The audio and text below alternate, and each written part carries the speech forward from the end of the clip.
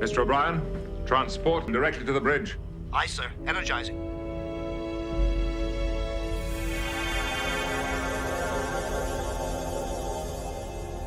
Security team to the bridge. Belay that order, Lieutenant.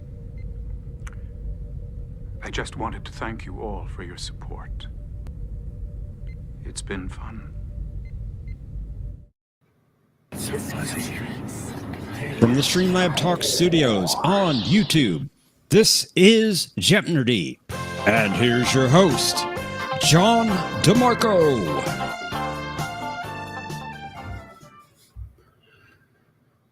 Greetings, everyone, and welcome to this week's edition of Jeopardy. Glad you're joining us, and with us, as always, is our co-host, Professor Brainy Specs. Hey, John. It's good to see you. Welcome, everyone. Good to see you as well. Glad you're all here. I want to say a quick hello to everyone before we get started. Say greetings to Jay. Looks like he was here earlier today. Good to see you, and hopefully he'll be back later for the game. Greetings, Thomas. Glad you're here, although I don't know who this Carl is that you're talking about. Greetings also to Patrick. Glad to see you here as always. Welcome also to Omni. Good to see you, sir. Hello, Mercer, who, in case any of you may have missed it, is our returning champion. Because after we got Mercer. After we got the results from last week's game, turns out Mercer ended up on top, so we'll be seeing him soon. I want to say greetings also to Eric Sander. Glad you made it. And welcome also to Brad Wolf. Always good to see you. Yes, and sorry. Go ahead. Well, I was just going to observe that the reports of the professor's assimilation were greatly exaggerated. Indeed.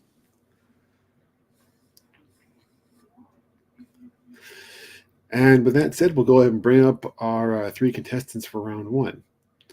Oh, and hello, Malta Goodman. Going well, and glad to see you also. Also want to shout out to Anna and Danny. They're a little under the weather this evening, but nothing like they were, especially Danny. So continued health to them, and hope they feel better real soon.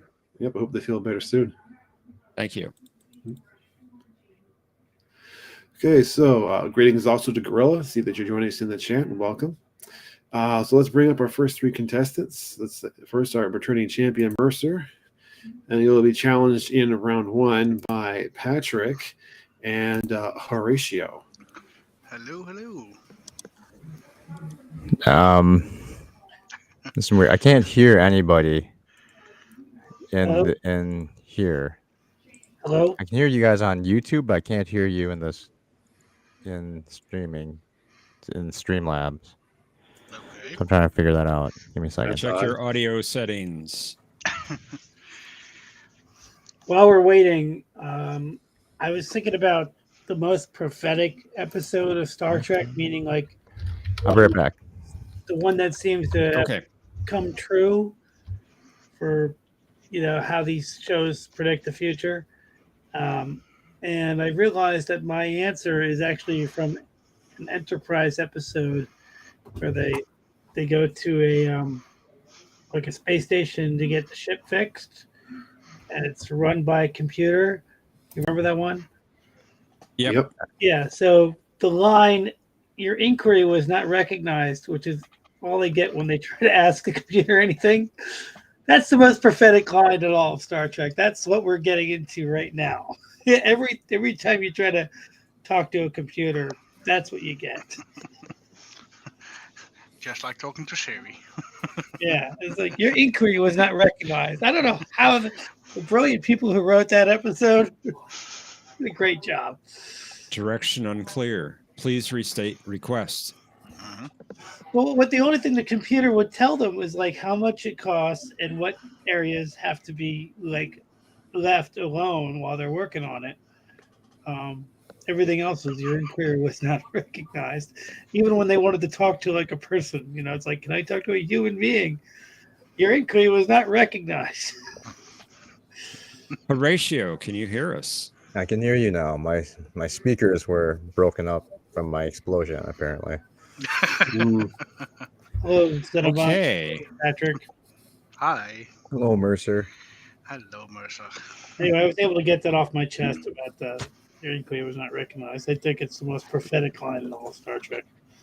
Sorry, I'll be right back. Oh, No see problem. you Sunday. This is where his internet goes down again. It's a distinct possibility. Horatio, Ignatius, Crustaceus, Sebastian. You know that from Horatio? Okay. Is that an ambassador class ship? Do you know that's That's from? the Greek cloud. Clearly an ambassador class ship. How Yeah, can it's you got to not be. tell? I mean, well, what else could it be?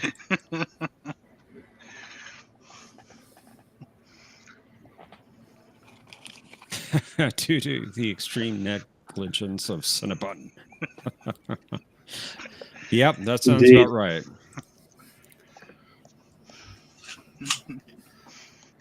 Relish your new Right. body, Omni.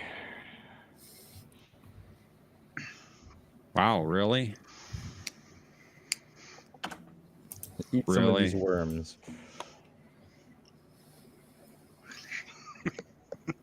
Did you guys have a good weekend so far? Pretty good. Not bad. How about you?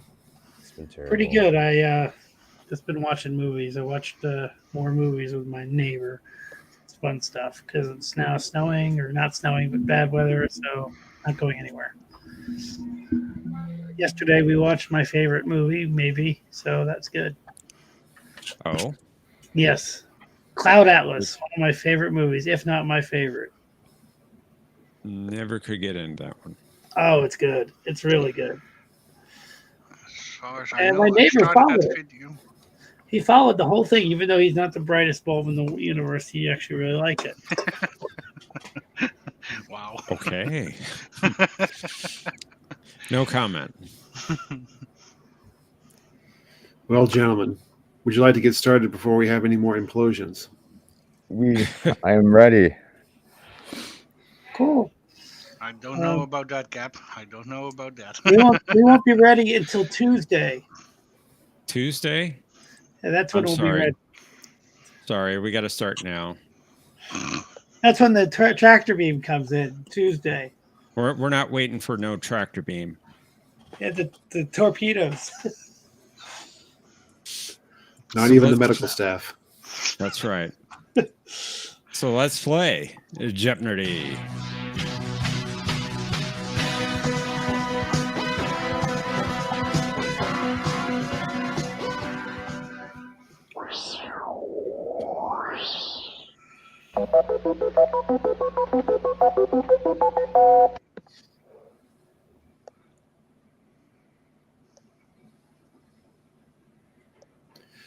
Tony Todd, fill in the blank. That's our first category. Next will be Janeway Pie 110. This is a video category where you'll be asked to identify the episode. I like pie. I watched that video today and they didn't name any of the episodes. Our visual category is from Generations, specifically production credits. No. Next, we have another Generations category. In this one, I want to know who said it, referring to a quote. And finally, we have sci-fi movie quotes, where I will provide a quote, and I want you to identify the movie. Okay. All right, Mercer. I'll try returning Generation. champion. Thanks. It won't last, but Generations, who said it for 1,000, please? You got it.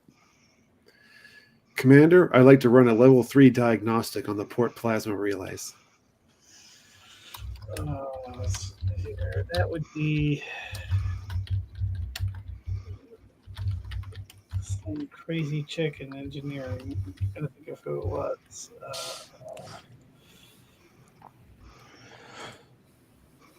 I don't know if the character was named. So I'm not going to guess. I'm going to pass because I'm really. Patrick.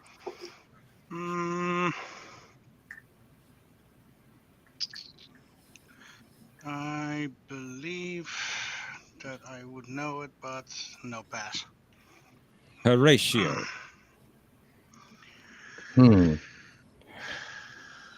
Yeah, sure. Let's do that. Yeah, sure. Let's... Was it Sonia Gomez? Oh, Farrell. Okay. Farrell. Farrell. That was a deep cut. I remember the line. I remember exactly why it was said, and just don't remember the character's name. All right. Maybe we'll do better on this next one. Patrick, it's your turn. Let's go for Janeway, Pi 110 for 1000. Oh, Identify this episode. Authorization Janeway Pi 110. Set it at 20 minutes. Warning, self-destruct sequence has been initiated. Warp core overload in 20 minutes. What is... That should be what is Dreadnought. That's correct. Yay. well done, Patrick. Horatio, it is your turn. All right, we'll take the time for Pi for 800. Time for Pi. Identify this episode. Warning, self-destruct sequence has been initiated. Warp core overload in 1 minute. Computer terminate self-destruct sequence. Authorization Janeway Pi 110. That would also be what is Dreadnought. That is also correct. She should have gone through with it. Wow. She would have survived. Unbelievable. Mercer, it is your turn. Let's try Generations for Who Said It won for 800. The ships are bearing at 310 Mark 215, distance 3 light years. Who's Demora? That is correct. Ah, done. Well done, Mercer. Well Thanks. That's Cinnabon's favorite character from the movie. Indeed. What, you're breaking Patrick. up? Patrick, it's your turn. I don't care if I'm breaking up to you, What a big Horatio. fire. Let's You're going to continue blow with- up. Wow. Was that Tuvok in the movie, or was that just some dude? They're not going to answer. He didn't have pointed ears in the movie. That was Commander Tulok. Tulok. It was his human cousin. Let's go with Pi 110 for 600. Identify this episode. That procedure is not recommended. Command override Janeway Pi 110. Authorization confirmed. Initiating overload. I watched that clip today on What your is video. concerning flight? That is correct. Very good. I watched that video, and at the end, she actually smiles at the end, and you cut that off. Yeah. True. Horatio, have you blown up yet? It's your turn. We will take the Who Said It one for 600. The medical staff doesn't arrive till Tuesday. Who is Captain Harriman? That's correct. Very good. Captain Rook. Mercer, back to you, sir. Let's try Tony Todd for 800.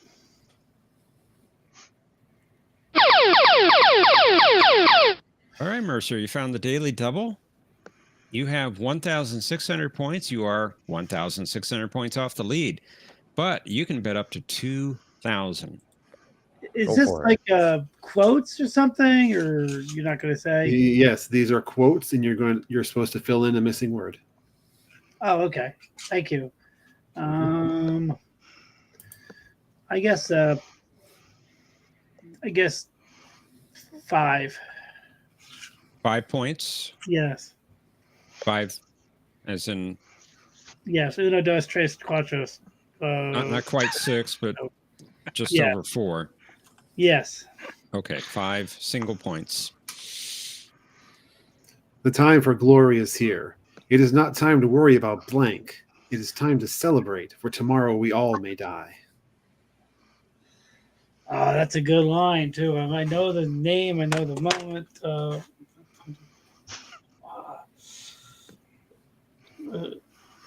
What is it? It's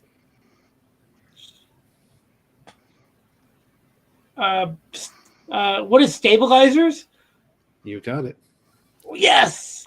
Well, 5 points. I knew it was like something like shields or diagnostics, and then I started imagining the way he said it. Right? It's from like Redemption Part 2, I think. Right? Yes, it is. And he's like, I was thinking shields, I was thinking sensor, I was thinking something stupid, and then I'm like, he said stabilizers. That's what he said. All right, wow. thanks. Cool. All right, Patrick, it's your turn. Let's try sci-fi movie quote for 600. Look, a rhythmic ceremonial ritual is coming up. What the heck?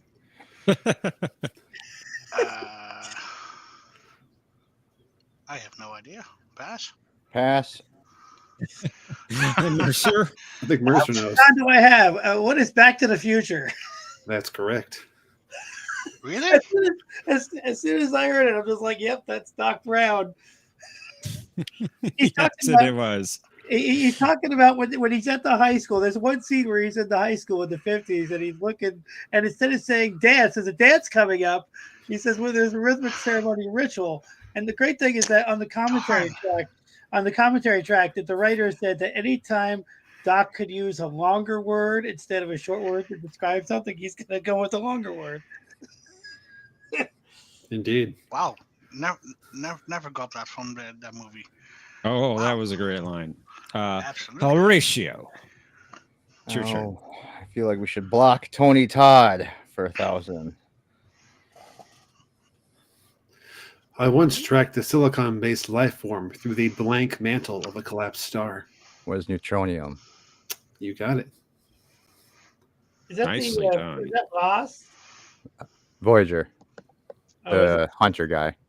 I didn't watch much of Voyager, but thanks. I didn't know that. All right, Mercer, Your your turn. Yep, I'm gonna say who said it for 400. They say time is the fire in which we burn.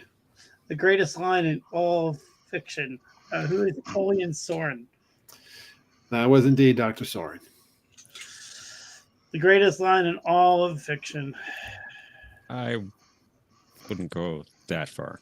It's close. It's got to be good. It was good. It was good. Especially the way he delivered it. Time is the fire in which we burn. That was pretty good.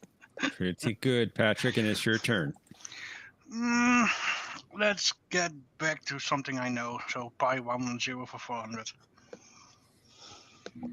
Like pie. Identify this episode. Computer, initiate the self-destruct sequence. Authorization Janeway Pi 110. Set it 5 minutes and mute voice warnings. What is deadlock? That's correct. Is that the one where they replace Harry Kim with another Harry Kim to confuse the audience? Yep. Exactly. And it's never the real Harry Kim anymore? Yep, that's why we get fake Harry Kim. But it is Harry Kim. It is, but it's fake. Is it? Is it? Horatio. Yeah. More Todd for 600. More Todd. Okay. It was me. It was me all along. I've been dragging you through time like a blank, and now it's time to cut you loose. I believe what is it, Anchor? That would be correct. Yeah, that was a great episode. That was a great Fabulous episode. Yep. Hello, Jay. Makes me cry just Greetings. Makes me cry just thinking about it, you know? And Mercer. Let's go with sci-fi quotes for 800. We can't be consumed by our petty differences any longer. We will be united in our common interest. Oh, sounds like Janeway. It sounds almost generic. Let me think for a minute. Well, you have 30 seconds, not a minute. Stop. All right. Interference. Coach or referee interference. I can't think of it. It's a good one, though. Pass. I was just trying to help Patrick. I know. What is Independence Day? That's right. Wow, that was good. This one I remembered. Very good. Good job, Patrick. I'm happy for you. And Patrick, it is your turn. Yeah, what shall we take? Let's go with a movie quote for 1,000. Why not? It's no use, Vincent. My useful days are finished, but part of me goes with you. You'll never be obsolete. Carry on the tradition. We're the best.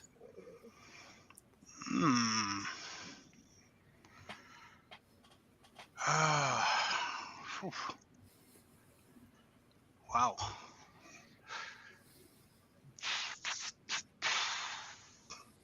I have no freaking idea, so pass. No pass. You passed, Horatio? Yep. Pass. Oh, Mercer. I'm going to take a big gamble on this one. What is the black hole? That was a good gamble because that is correct. Yes. Oh, wow. Never even got it heard right. that. That's an oldie, if I'm not mistaken. And Indeed. Slim Pickens voiced old Bob. Maximilian Schell played everyone but Maximilian in that movie. Well, I don't know. He was in Maximilian's shell at the end of the film. Oh, was he? I don't remember the end of the film. I just remember Maximilian was on like a mountain with fire in the background, and I only saw it when I was a kid. So. And you can see Reinhardt inside, who was played by Maximilian. Okay, yeah, I don't remember that part, but whose turn is it? My turn? It's Horatio's turn. Right. And his destruction is imminent. Time for more Todd for 400. I wish to reclaim my honor in the next life. I am ready to cross the river of blood and enter blank. What is Stovallcore? That is correct. What is my basement? And Mercer, now it's your turn. Let's try Generations. Who said it? Don't let them promote you. Don't let them transfer you. Don't let them do anything that takes you off the bridge of that ship, because while you're there, you can make a difference.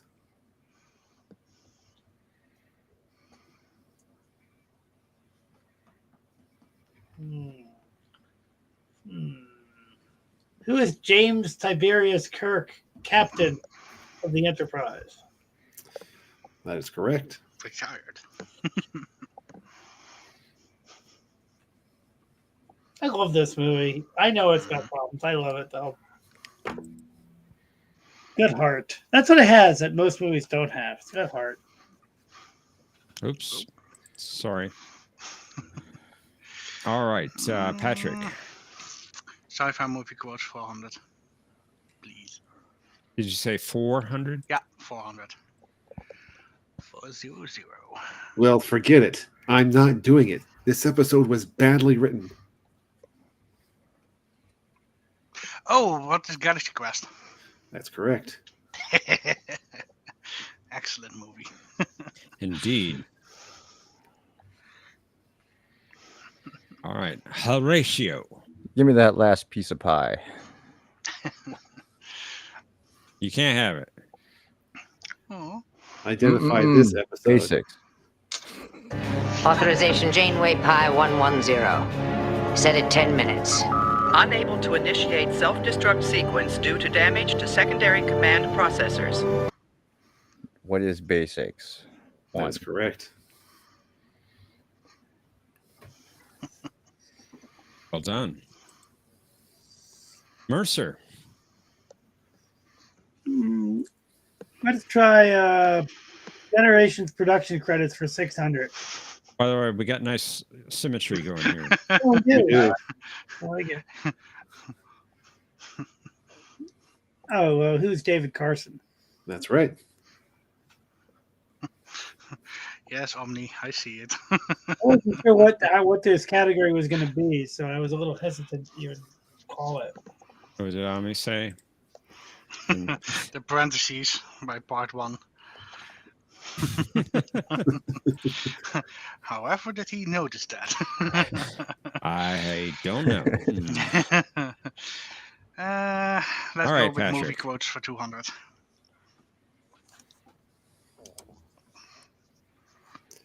There is no spoon. Ooh, what is the Matrix? That's correct. You think that's air you're breathing? Horatio.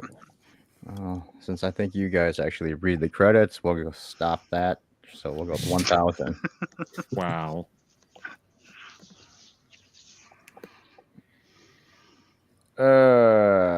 It's probably really easy. I should know this.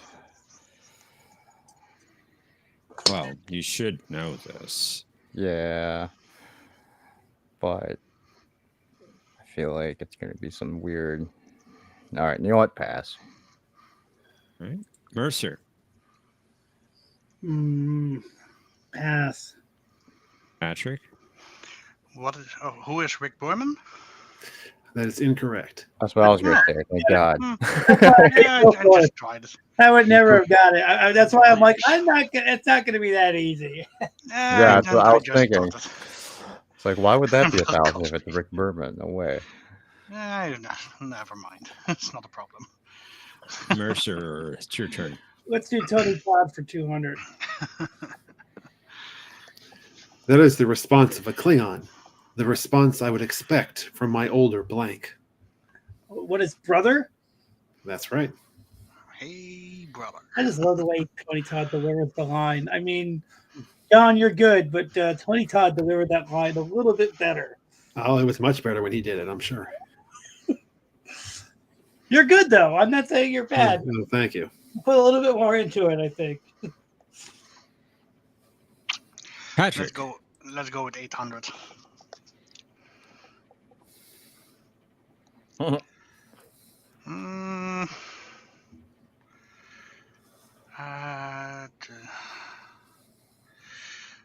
Wow. Crap, what was his name again? Who is Herman Zimmerman? That's correct. Excellent. Well, He pretty much does everything. You know, he pretty much did everything, top to bottom, for 30,000. I always need to think back at the Doctor's creator.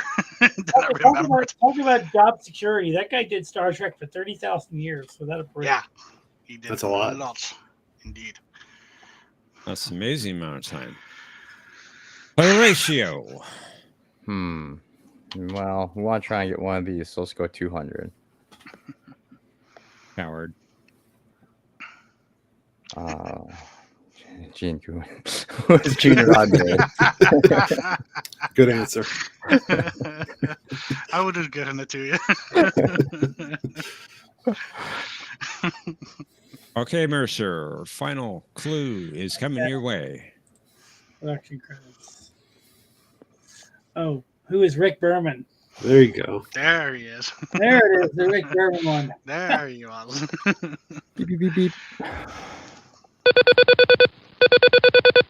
All right, very good. We got a very tight game here, I would say. So let's share that link for the Cosmo Buzz. Here it comes. Maybe. There we go. And let's head to final Jeopnerdy. Consider how much you would like to wager based upon this category. Tuesday. Because everyone was complaining. 76. What do I have? 7,600? 7,600.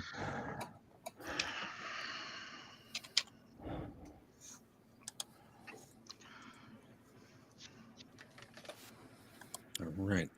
Going all in. Not supposed to say that. For all the tea in China. We're going for all the white and the delta and the gamma quadrant. All your latinum. All right. Pressed latinum. Here comes our clue. In this episode, Trip explained to T'Pol, starting Tuesday, it's going to be movie night every night. Thought you might be interested, seeing how you enjoyed that Western. Players, you have 30 seconds. Kapla! Yeah, that was pretty mid-generation.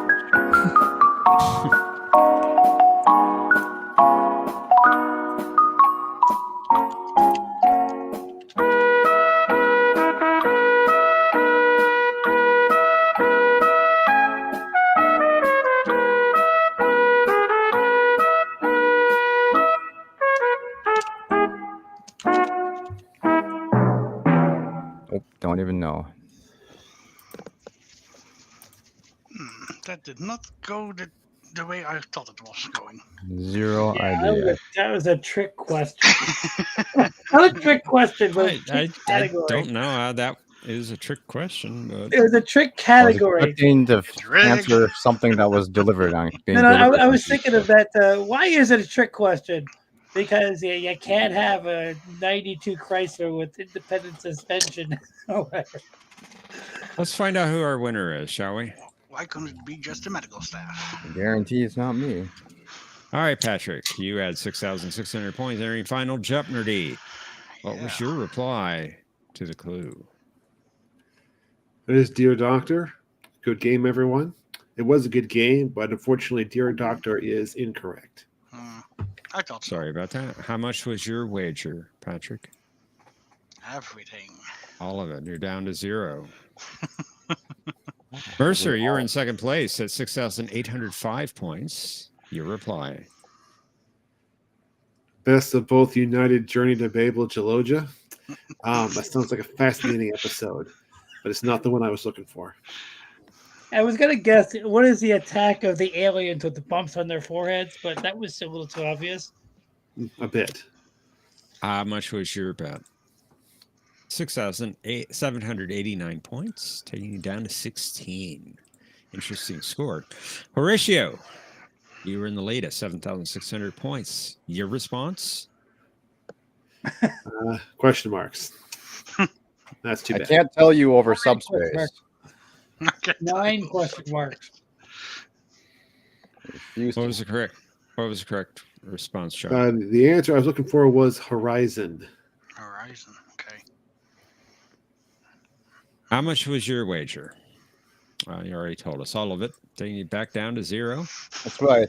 I said Horizon, but I refused to say it over subspace. I won with 16 points. You sure did. Mercer's our champion. Wow. I really didn't know the other. I was Mercer. I was See, thinking- had I bet 0 points like I was going to, I would have won. Yep. But I caved to peer pressure. I bet it all. Cave to pure pressure. Well, I'm going to have a celebration Pepsi. I'll be right back before you join in a second. That sounds like a good thing, actually. Uh-oh. But A excellent win to win. questions. Thank 16 points. Excellent questions. And I That's great. can't fathom why I did not recognize the quote of Back to the Future. Because that is my all-time favorite movie. Even trilogy. So, wow. I really need to restart watching that again. And again. And again. It's heavy. Is there something wrong with the Earth gravitational pull? I'm back. I'm glad Normal told me not to bet at all. A smart move. Yeah, otherwise, indeed. And if I bet at all, then we would have had a 3-way lose. Has that ever happened before? Yes, it has. It has, indeed. Yeah. I just bet because 6, 7, 8, 9 look kind of cool as a score to bet.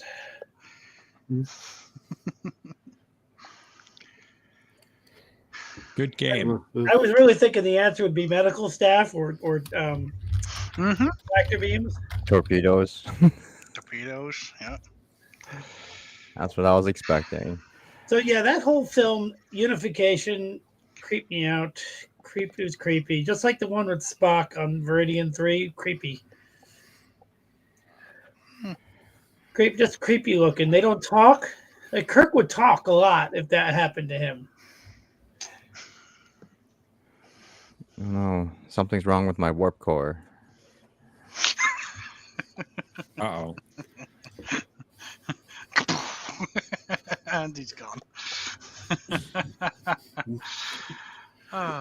To the Horatio. To the ratio, indeed. The ratio. But yeah, place me backwards, John. So you're saying that backwards. So you're saying you're in not the going back- to use the in ones the from back last of me. week? Backwards. What was that, Mercer? You're not going to use the rounds that you made for last week? Well, that's what we're going to do next. We're going to use the ones from last week. So it's going to be 4 rounds tonight, or 2 rounds tonight? It's 3 rounds tonight. I couldn't add. Sorry, I'm tired. I couldn't add. It makes sense. I'm sorry. It makes sense. No problem. Otherwise, it should have been And 5 even. Mercer. I do apologize about last week. My internet just cut out, and I wasn't the only one in the area. So It happened to me the other night, Brainy. So, yeah, it happened to me. I had to. They called in the middle of Cloud Atlas to see if it was fixed, and I'm like, yes, it's fixed. By the way, it's a good movie. You should watch it. The whole thing. which one? I'm sorry. Cloud Atlas. Cloud Atlas. I remember that I started that movie once, and You just got to watch the whole thing and don't overthink it. That's the main thing. Don't overthink it. Don't try to think about it. Just watch it. It'll be better if you don't think about it. okay. Okay, I'll go ahead and put you backstage, Patrick. Thanks for playing. Thank you. Bye bye. Foul play. What? I think he's referring to your loss of internet Yeah, last week. Oh, or maybe it's the Horatio. I don't know. That's a distinct possibility as well. To the Horatio. Welcome, Omni and Chaz. Hello. I said this last Hello, week. Omni. Make Hello, Jen's Chaz. internet provider great again. Indeed. Hello. Glad to see her up and running. Hello. In parentheses for now. Which org is that? Is that the one from Descent with the phone? Yes. With the phone cord coming out of it? That's the phone cord coming out. That's his interplexing phone cord. Don't get it mixed up. He has to talk to other drones. Can we blame Cinna's wagering on you, Omni? Because he normally wagers low, but then he decided to wager it all for once. I think he felt pressure because we were teasing him about his wagering in final Jeopardy. For like the first year and a half or so, he would bet it all every time, or almost every time. Because OmniCast would never bet at all, or should I say the collective would not allow me to bet. I've done it when I have to. The collective if I'm in a losing position going into final, I have to, right? There's nothing else you can do. He gets punished by the Paramount board if he wagers too much points. Perhaps. I appreciate that, Brad Wolf. Thank you. But there's been times that Cinna could have won easily just by betting smarter in final. Like he had the right answer, but bet not enough. So we kept kind of teasing him about it, or at least coaching him about it. And now he does it, and of course, gets it wrong. Last week, yeah. Right. Exactly. That was one example. Thomas, fixed your keyboard. Speaking of last week, John has the same background from last week. I'm assuming that's by design for one of the 2 games coming up. It might indeed be a clue. That's Carl, right? Who is that? Possibility. Yeah. Okay, got it. That's the Guardian, isn't it? Yes, it is. The Guardian of Forever. It has no other name. You need some help, my friend. I need some help. Okay, it's time to regenerate. How you doing, guys? Hi, Mercer. What's up, Mercer? Congratulations, man. Good game. Thanks, man. I only got 16 points, but a win is a win. Take it. Thomas is like, Mercer won with 16 points. If I could only score 15 more, I could win. That's the whole 16 Thomas more than point anybody thing. else. Yes. True. Yeah. Well, I'm glad I didn't bet at all. So anyway, looking forward to game 2 and seeing how much I'll get creamed by Omni and Chaz. Don't say that. You never know.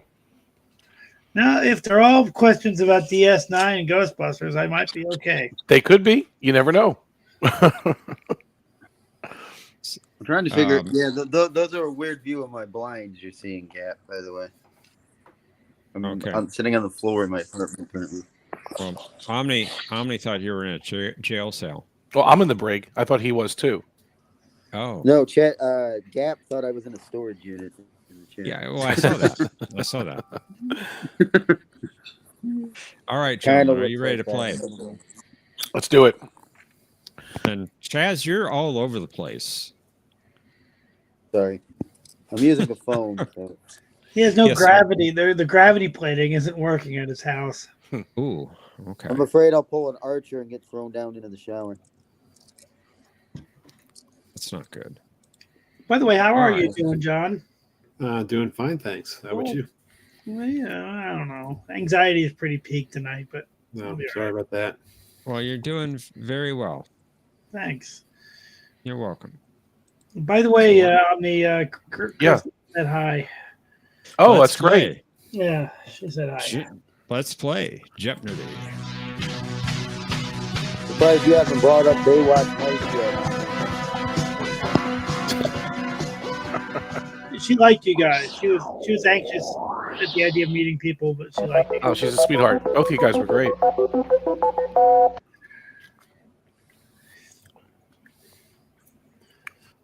First category for this round, Supper with Kern. Next, we have Wolf 359 in DS9 and Voyager. I want you to identify a character who said a certain quote. Next, we have for our visual category, TAS Season 2 guest characters. I'm going to want you to identify the episode. Yeah. Next, we have Name the Season, DS9. And finally, we have sci-fi films. In this category, I'm going to provide you with the 2 leading actors in the year, and I want you to name the film. Spoiler alert, not Baywatch Nights, Omni. Anyway. So, with Name the Season, is that like you're going to give an episode name? Yes. Or, okay. I'll do that for 1,000. Okay, Mercer, it is your turn as returning champion. Why are you laughing, Jeff? Chrysalis. Because he beat me to the punch. What is Season 7? That is correct. Very good. OmniCast Net. You're here, and it's your turn. Thank you. Let's do Wolf 359 for 1,000, please. These people have a violent history. I believe I've found a worthy prey, the Borg. When World War II is over, we will recreate a notorious battle known as Wolf 359. Who is Carr? That's correct. What the heck? I don't even remember that episode. Is that from Knight Rider? Yeah, it's from Knight Rider. Night Automated Roving Robot. Wait, what episode was that from? Killing Game, Part 1, I believe. Yep, that would be it. That's it. I never saw that one. Put that on the list. It's a great one. All right. Chaz, welcome to the game. It's your turn. Let's do TAS for 200.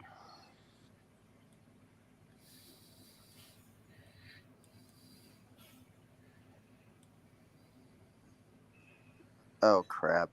Pass. Mercer. Pass.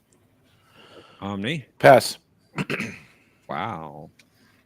This one is offended that you didn't remember BEM. That's like way too easy. Mercer, is your turn. DS9 for 800. It's 9 for 8. You talking about Wolf 359? No. Name the season. Name the season. Okay. There are 2 DS9s up there. Yeah, I'll remember that for next time. All right. One has Voyager with it, but okay. Honor Among Thieves. What is Season 6? Very good. I like it when they rob the Bank of Boleus. It's a great scene. OmniCast Net. It's your turn. Let's go name the season DS9 for 6, please. Okay, you found the daily double. You have 2,000 points. You're 1,600 off the lead. And that's the maximum you can bet is 2,000. Let's do a true daily double. 2,000. 2,000. All right. The Sons of Moog. That would be what is season 4. Nicely done. Got it. All right, Chaz, time to get on the board. It's your turn. Name the season 400, please. The Nagus. Assuming it's the episode, I think it is season 1. What is season 1?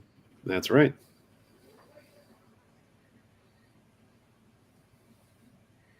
Mercer, back to you. Dinner with Kern for 600. Curran found the constraints of his new environment a bit difficult to conform to. For example, shortly before dinner, he had to stop himself from doing this. What is Killing Riker? That is correct. Me and my friend were quoting these scenes recently when Tony Dodd passed away. So, yeah. Hey, you stop it. Uh-oh. What did you do to poor? Well, I know what happened.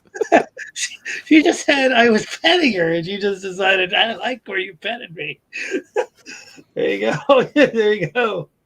OmniCast net. Let's do Wolf 359 for 800, please.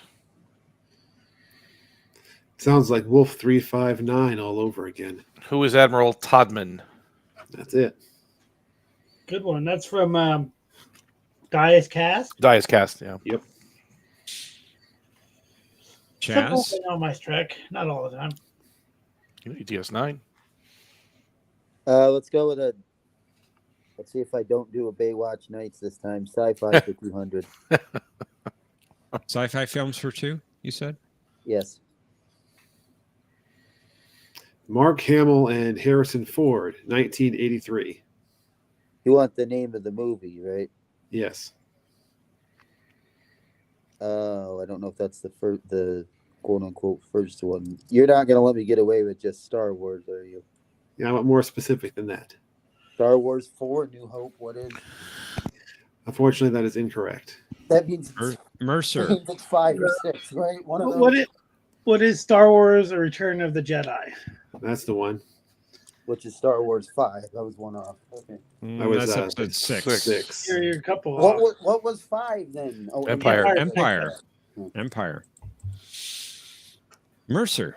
I'll take dinner with for 800. This officer suggested that Curran should try the caviar. Who is Picard? That is incorrect. What? Omni. I think it is. Who is Crusher? That's right. Beverly. I remember Doctor. Picard told him what it was, right? I guess I thought that counted because Picard. It's a delicacy. Triggered. Mercer's triggered. That one. All right, Omni. It's your turn. Let's do Wolf 359 for 600, please. At Wolf 359, I was a science officer on the Roosevelt. Oh, what was her name?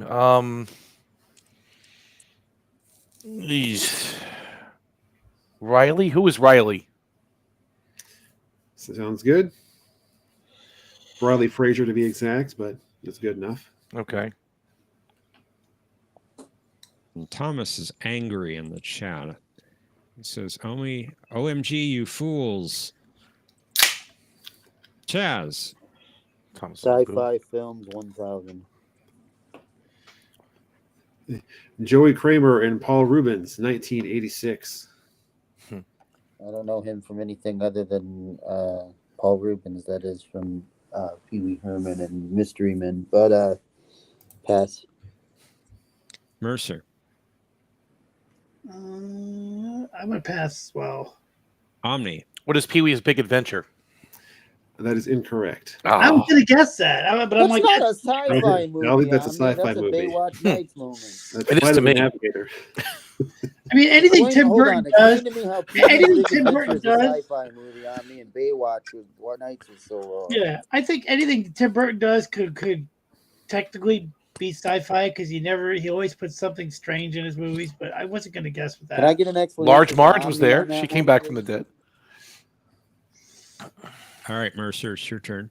Or not? All right, I'm going to go for 1,000 for during the supper.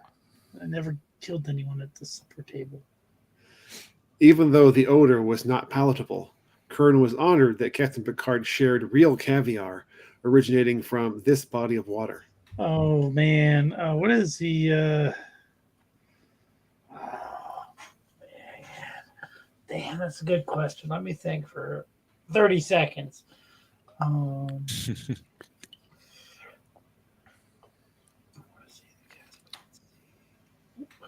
gonna pass, but I'm gonna kill myself if I knew what it was. Pass. Omni. What is the Caspian Sea? That's what I was gonna think. I even whispered it. Very good. You know what, Omni? Yeah. You're bigger than me, but if you weren't, I would. Yeah. Because I was thinking the Caspian Sea, and I just wasn't confident. I don't know if you heard me whisper it. I didn't hear that. I honestly didn't hear it. No. I No, didn't was hear like it either. whispering You were it. mumbling something, but I couldn't make it out. No. It was All Caspian right. Sea. All right, Omni. It's your turn. Let's do Wolf 359 for 400, please. I've gone over every engagement, from the moment Q flung the Enterprise into the path of that first cube to the massacre at Wolf 359. Who is Captain Catherine Janeway? That's correct. Take out the garbage. Let's take out that garbage. I have a problem with the question here. Appeal Yes, to the Hey, she said it, not me. I like that. Chaz. I assume your problem got addressed there, Jeff. No. Oh, anyway, sci-fi 400. Peter Weller and Nancy Allen, 1987. Again, this is me taking a guess based on Peter Weller. What is RoboCop? That is correct. Best movie ever made. Come quietly, or there will be trouble. I'd buy that for $1. And Mercer, it's your turn. I'm gonna go supper again because I'm angry. 400. Okay. Curran reassured this officer that he never killed anyone at the supper table. Who is Mr. LaForge? I've never killed anyone at the supper table, Mr. LaForge. That's right. What's his first name, Mercer? Jeopnerdy.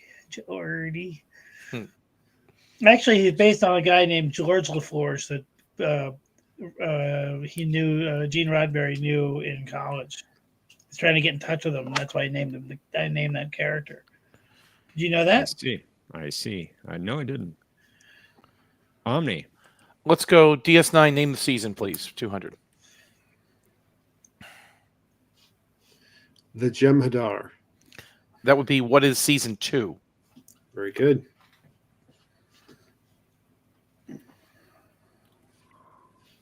Chaz. Otherwise known as the camping episode. Science experiment, I believe. Sci-fi 6. Kurt Russell and James Spader, 1994.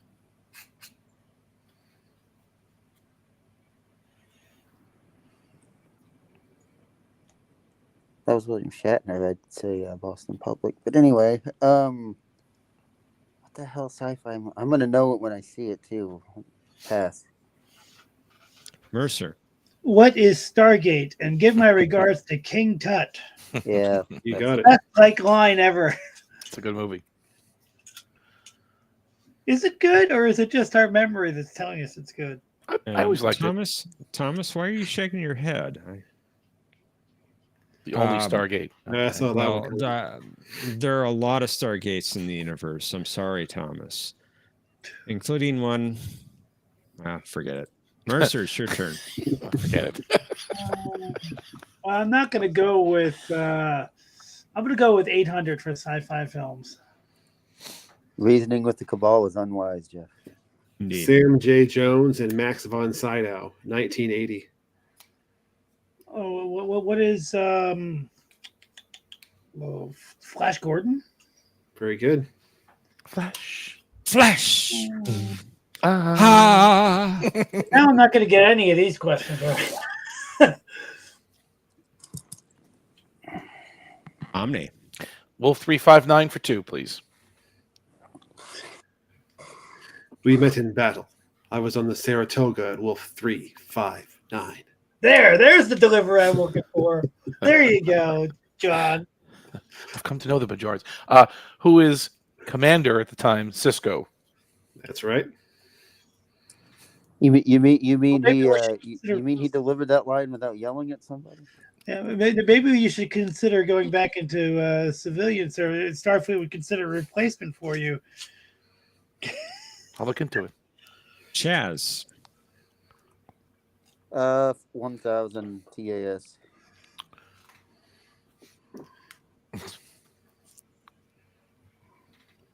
Looking for the episode. Yeah, I realized that. How do I not recognize those? Pass. Right. Mercer. Pass. Omni. Pass. That was from Albatross. These are not. These are more canon than Strange New Worlds, but they're still not canon. Well, I agree with the first half of your statement. Mercer, it's your turn. Supper, please. Having been told to prepare for the fact that humans cooked most of their food, Kern decided to try the main course that he described as this. What is replicated?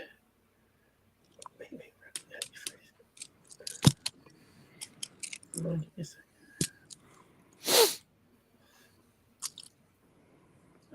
been sitting in the sun too long. Replicated bird carcass. What is replicated bird carcass?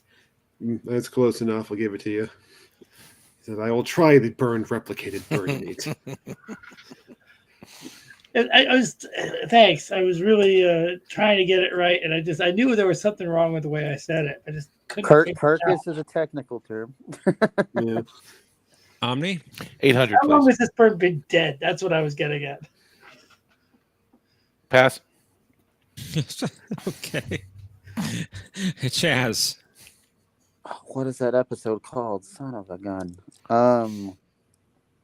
Pretty sure these are the Orions or whatever they called them. Might have been a different pronunciation, but I can't think of the episode. Pass. Mercer. Pass. Yes, that's the Pirates of Orion. Orion. Or Orion if you're William Shatner. Indeed. And Lower Decks. And Thomas is really angry. Oh, dear. I can sympathize. You can? Well, in this particular situation, I believe his anger is directed at the lack of knowledge of TAS. Correct me if I'm wrong, Thomas. Yeah, I can see that. Sorry. All right. Chaz. Whatever. The higher one, 600. I guess it is. 600. Yeah, that one.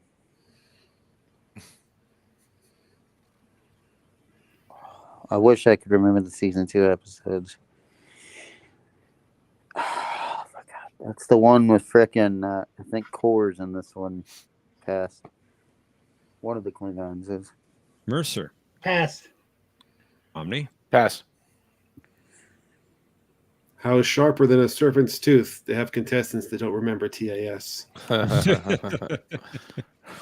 Very good. All right, Mercer. Final clue. Here it comes for you. Cyrano Jones, please be Cyrano Jones. Pass. Omni. Pass. Chaz. I can't even remember the final episode. That's Robert and Sarah April. Son of a gun. Pass. You're correct. That is Robert and Sarah April from the Counterclock incident. And Robert April is white. he is not. He's definitely. Indeed. Completely agree. All right. Let's put in the private chat that link again for Cosmo Buzz. The opinions expressed by Mercer in the previous comment. Let's head to final Jeopnerdy. Consider how much you would like to wager based upon this category. The Sons of Moog.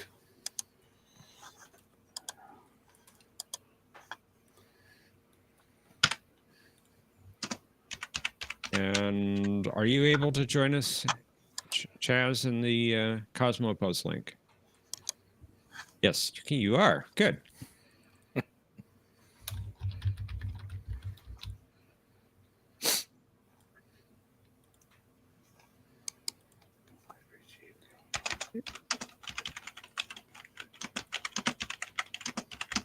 And, oh, Chaz, you disappeared.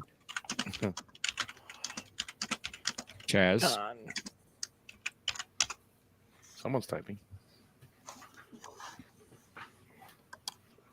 Chaz. Chaz. Are you there, Chaz? Did he disappear? Yeah, he's not in the backstage anymore. Oh, there he is. Hello, Chaz. Chaz, I did not get your bet amount. You dropped out of Cosmo Buzz. What's my point? You have 1,400. Mercer has 7,600. Omni has 9,200. 1,400, you said? Yes, you have 1,400. I don't have the link in chat anymore. Okay, let me put it back in.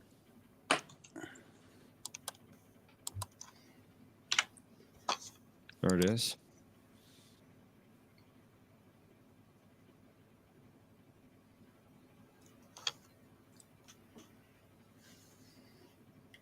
Be careful not to choke on your aspirations. Director Krennic. I cannot wait to see Director Krennic in season 2, along with K2SO. All right, let's reveal our clue. After Kern's memory was erased, this friend of Moog agreed to provide Warp's brother with a new identity and a new family. Players, you have 30 seconds. Kapla.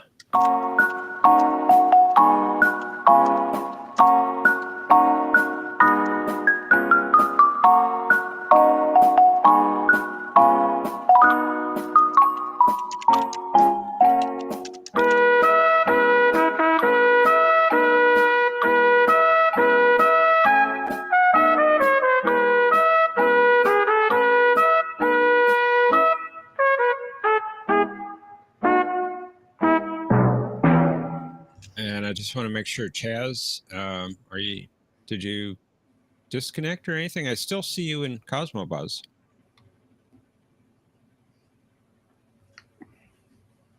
See you in the back.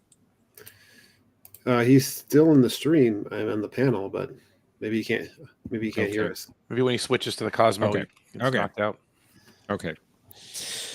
Got it. Thank you.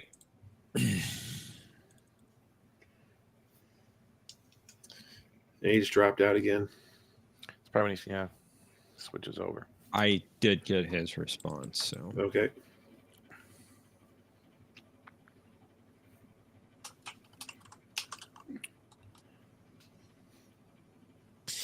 Let's find out who the winner is. Chaz. So, Chaz, you had 1,400 points entering final Jeopnerdy. What was your response to the clue? No answer. That's a shame. The only thing I knew was Lorg, but that's the wrong answer. That's his other father thing. Anyway. And how much did you wager? 1 point. Taking down to 1,399 points. That could be beneficial. We'll see. Mercer, you had 7,600 points. Your response? Who is Dolly Parton? I have not watched this episode in forever. Well, it was not Dolly Parton. I can assure you of that. The House of Parton. And your bet amount. Hollywood. 2 points. Wow. Taking down 7,598 points. Okay. OmniCast, you had to lead it. 9,200 points. Your response was? Who is Nogra? R.I.P. Tony Todd, you are missed. Good job. That is true, and that is the correct response. Good job. Very job, good. And your bet amount. I can't believe he 6,000. died. I 1 can't believe he points. died. He was way too young. Mercer. That takes you 15,201 points. And Omni, you are the champion. Good job. You don't have to you. take that tone telling off Mercer, though, Jeff. Jesus. He was too good to die. Yeah. Good game. Good questions. There was one Thank category I didn't particularly like, but I mean, hey, it's all good fun, right? Yeah, I liked it too. I just didn't have to answer anything. I liked it. I mean, John writes these questions great. So Oh my God, they're the best. Omni wins. Boring. I'll try hard not to. How's that? I'll stop winning. Not a problem. That can be fixed. I was That's just thinking what about Dolly Parton from the Orville, so that's why I answered Dolly Parton. Well, she does sing with the strength of 1,000 soldiers. Yeah, so she would have her own house in the Klingon Empire. House of Parton. I thought about changing my name to Kai Baywatch Nights, Omni, but I didn't. Baywatch Nights.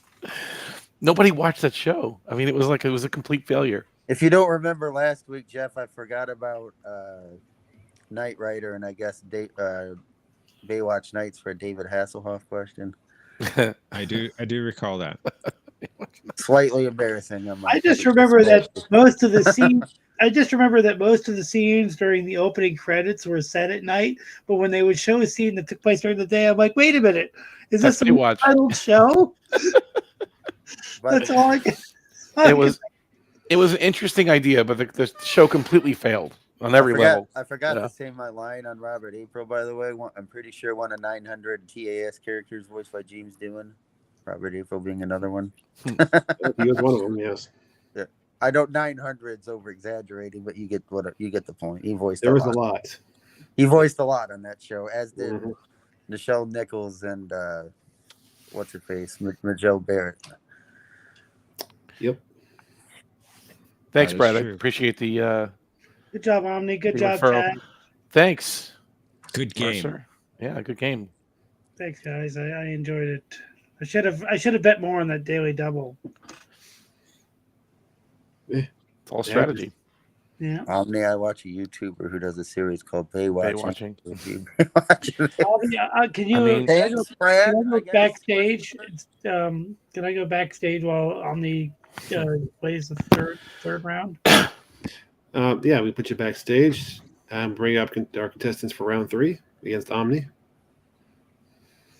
Cinnabon and I have a feeling there'll be repeats. You can put me backstage too if you want, or I can play whatever. Yeah, thank you. We'll put you backstage. But how do you have 2 new players? Well, we have 2 people in the backstage we'll be bringing up momentarily. But if you want to hang out in the backstage, you can join us for the chat after the game as usual. 4 players. So thanks for playing. 4 players, please. No.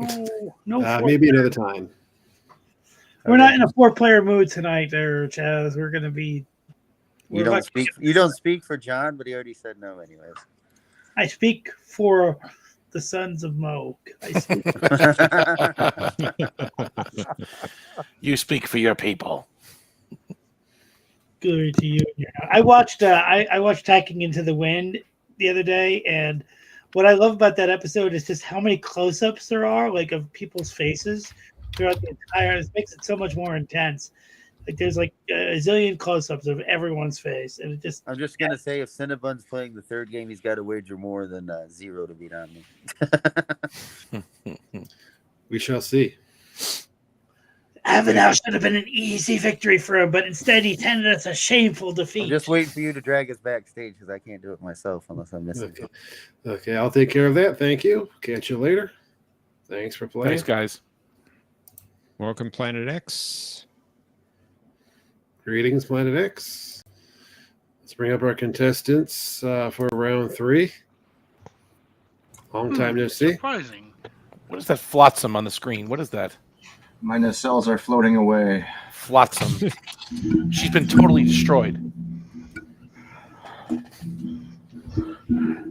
How does the negligence of a captain equal implosion? I don't understand how that works.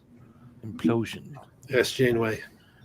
Wow. Horatio Pi 110. Walker Keel Pi 110. Yes, exactly. Keel Pi. Keel over. Keel Pi. Watch your back, Picard.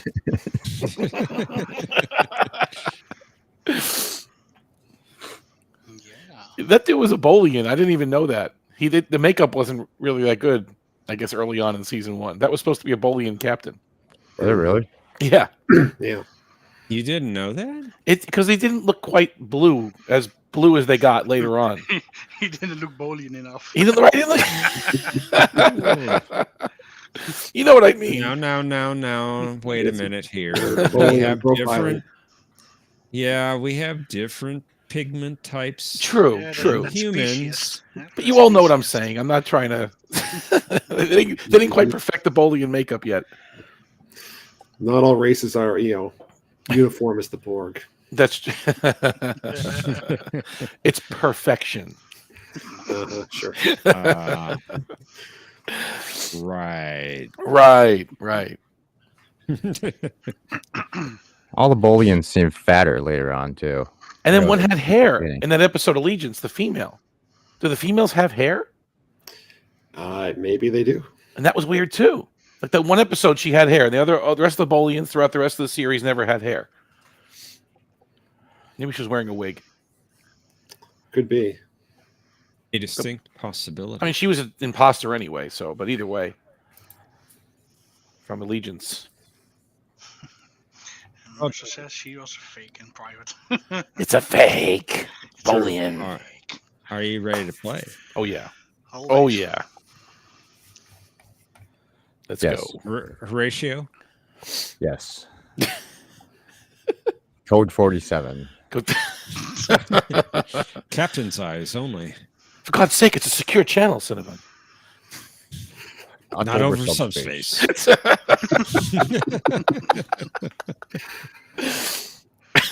on the creepy mining world.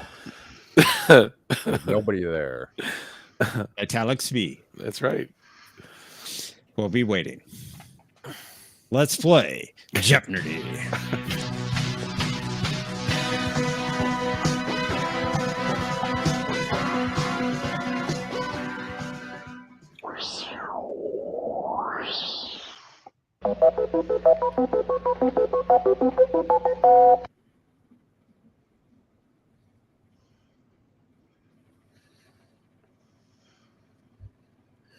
First category is redemption. Part 1 or 2? Yes. There's hope for you. In this category, I'm going to provide you with an episode. I want you to tell me which character was told there's hope for them yet. For our visual category, we have Enterprise Season 1 guest characters.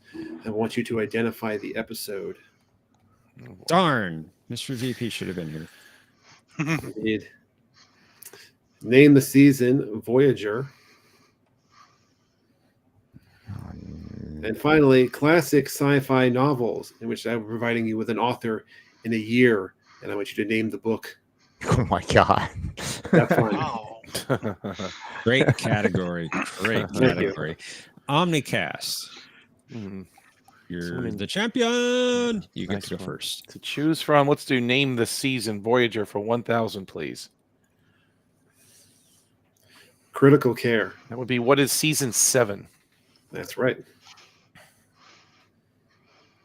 Good start. Indeed, it is. Patrick. Enterprise Season 1 guest characters for 1,000.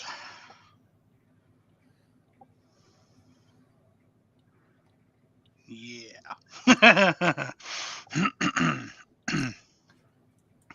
Pass.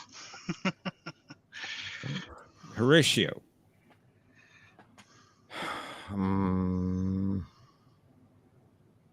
Oh, is that?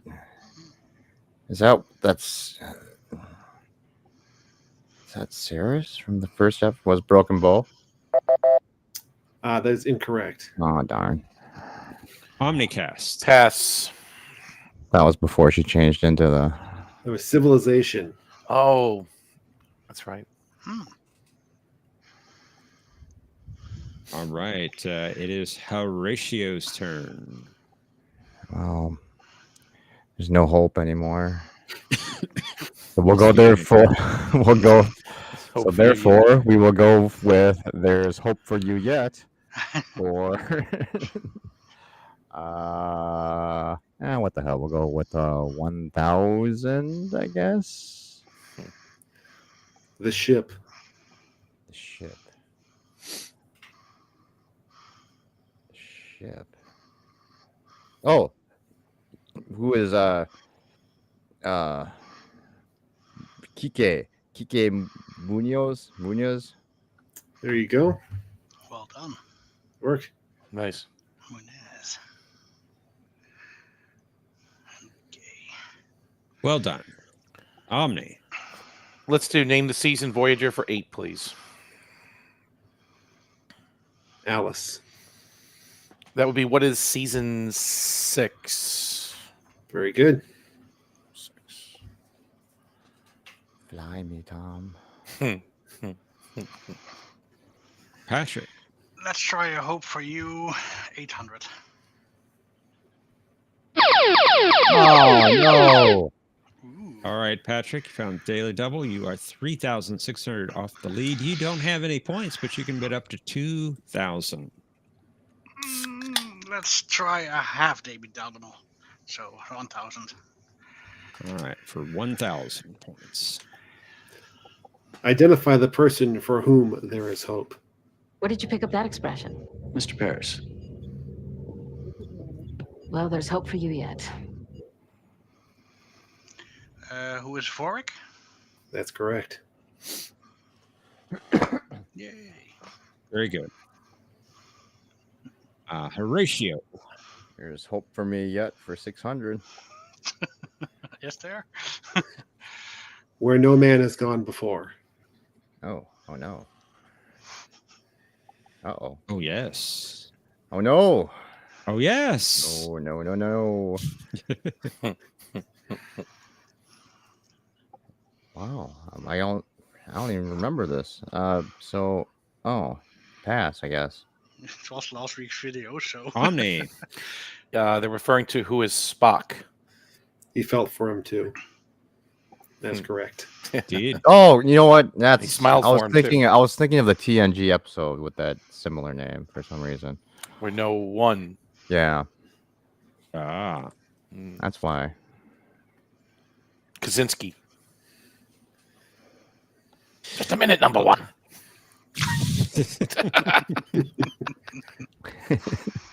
Mamo. Captain, we're passing warp 10. Mamo. Omni, it's your turn.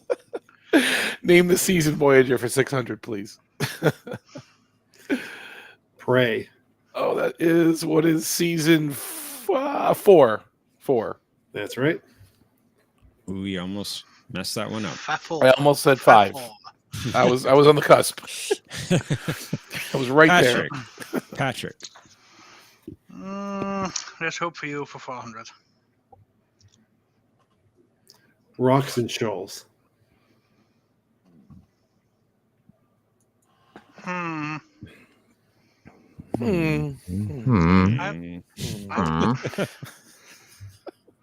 would. Oh, who is Nog? That's right.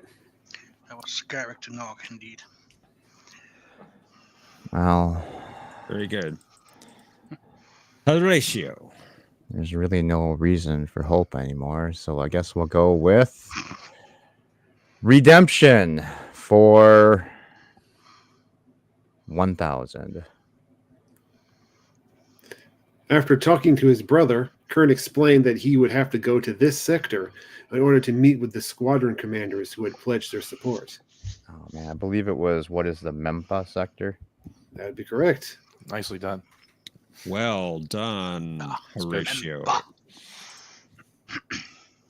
Omni. Let's do name the season Voyager for 400, please. State of Flux. What is season 1? That's correct. 001001. Patrick. Mushroom soup. Yeah, let's clear out the hope for you. Why not? Why not? Our man Bashir.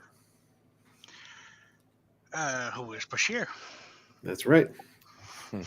Also, Memo. Memo.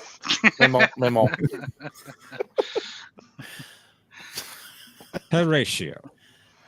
We'll continue with redemption for 800 for some redemption. Kern always knew that this captain, who was loyal to the Doras family, had fools working for him. After a recent battle, he didn't have as many. Oh, what was his name? Is that your answer? What was his name? What was it? Yeah, that is a uniform of a Klingon. I don't remember his name. Pass. Omni. You almost said it. Who is Larg? Larg. You almost had it. You almost sounded it out. Missed it by that much. Uniform Omni. of a Klingon. Let's do name the season for 200. Wrap it up. The 37s. What is season 2? Very good. Now, John, got a question. Yes. I didn't go back and check, but I believe we had this last week, this type of category. And you had the same sequence in all 3 categories, didn't you? Yes, I did. I thought so. And that was intentional. I thought so. So if you had recognized the pattern from the first 2 games, you could have gotten all of them very easily in the third. You mean like season 6? You going down? 1, 2? So Okay. the first category, the first clue was season 2. Right. And so forth. They were all the same. Then 1. Then, okay. Yeah. Indeed, Thomas. Rigged. Well, you had to recognize the pattern. I didn't even know. Yeah. I knew it was coming. Right. Pattern recognition software offline. Patrick, it is your turn. Let's try Redemption 600. When Worf argued that challenges for leadership should be forbidden until victory was achieved, Kern countered that a Klingon does not postpone this.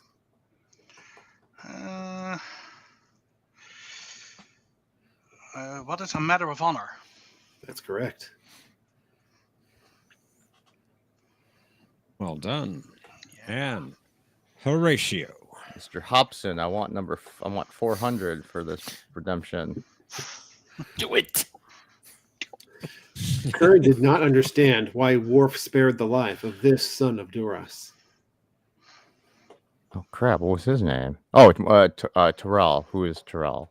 That's correct.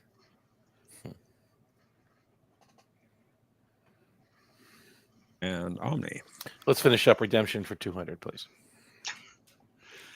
Although Kern initially refused, Worf overruled him as the elder brother, insisting that their family would back this Klingon leader. Who is Gowron? That's right. Crazy eyes and all. Crazy Yes. eyes. And your house. It must be drunk tonight. Only the Patrick. Let's try a guest character for 400. Who Lewis Daniels. Looking for the name of the episode in this case. Oh, crap.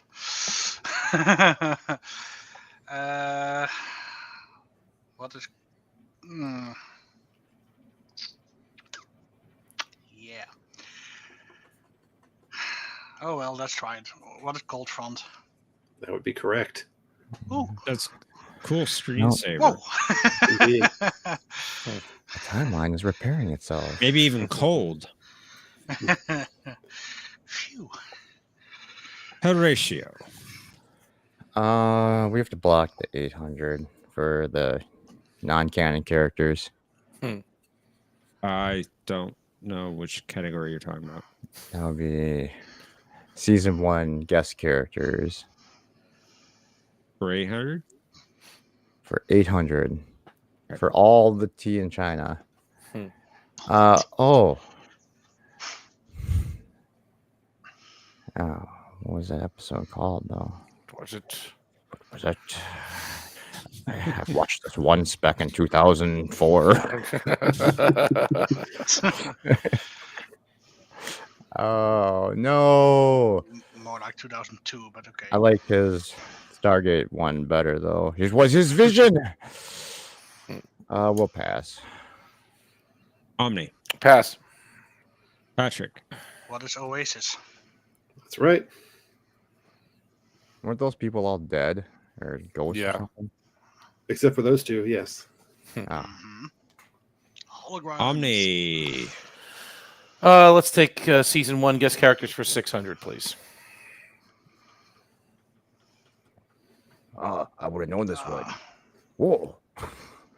Should have picked it. The game. Oh, what was his name? It was Episode. Oh, well, what is Desert Crossing? Very good. That's Okay, I was trying to think of the guy's name. I think it was. I forget now. Let's make it easier for Omni. Zobral, I think. I don't know. I think so, yeah. Probably the only one I would have known. Patrick. Let's clear out that category for 200.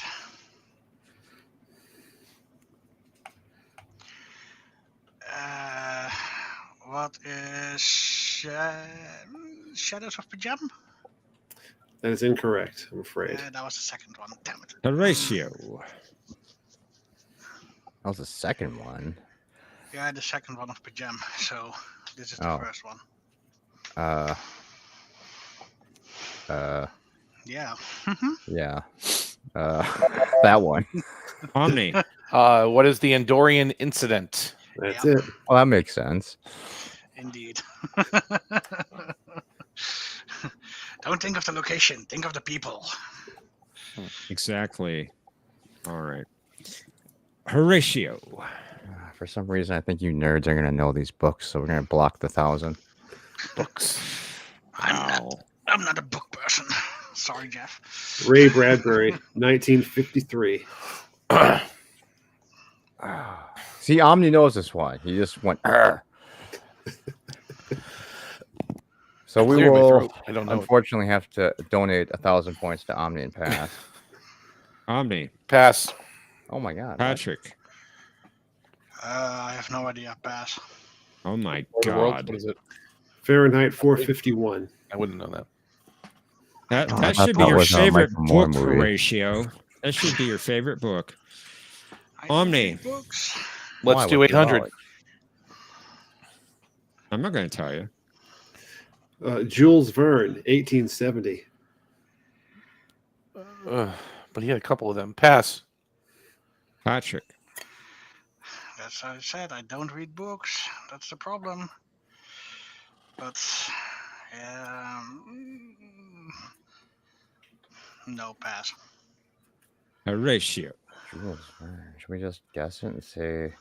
I don't even know if you wrote this, so whatever. What is 20,000 Leagues Under the Sea? Bullseye. That's Hey! Yeah. Very good. Very good. Couldn't even remember the 20,000 in that title. So. Patrick. 600.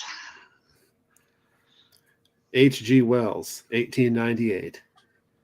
Ooh. Yeah. books. Take a look.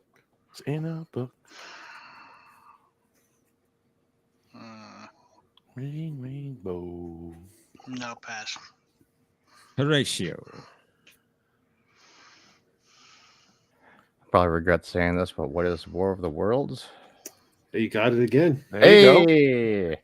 There you go. Very good. And it is your turn, Horatio. We'll leave Omni with the easy one at 200, so we'll take 4. Thanks. Frank Herbert, 1965. Herbert. What is Dune? Herbert. Very good. You know your books. I am a book master. Do you go apparently. to libraries, perhaps? I do not. Oh, I see. Okay. But you should. Yeah. All right, Why? I know all these books already. Well, they're in there, and you can read them again. And you can find other great books, too. Other great Omni books, right? You get the last clue.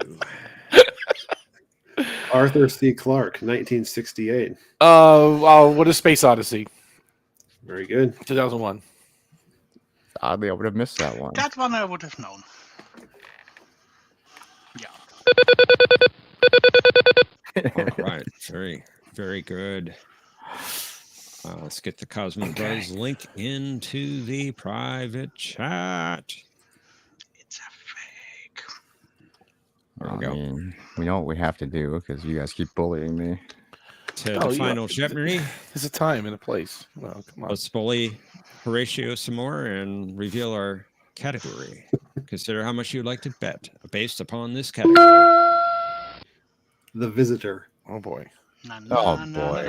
Oh, boy. Oh, boy. Oh, boy. Oh, boy. Oh, Oh boy. Oh boy. That was Quantum Leap, huh? Oh boy. Yep.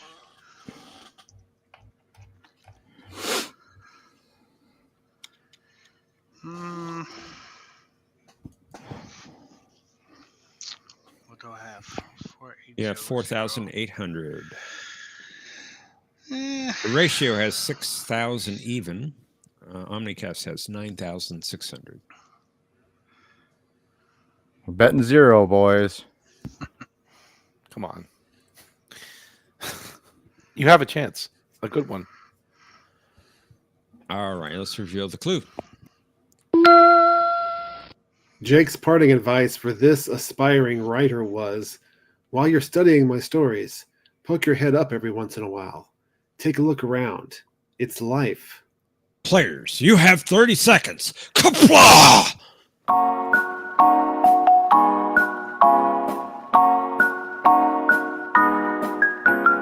And Horatio, you dropped out. What? You dropped out. Oh, can I just put it in the private chat for you? Yeah, I suppose. But I'll just do it now. I don't really care. Well, I'll wait until the 10, and then I'll Please press enter.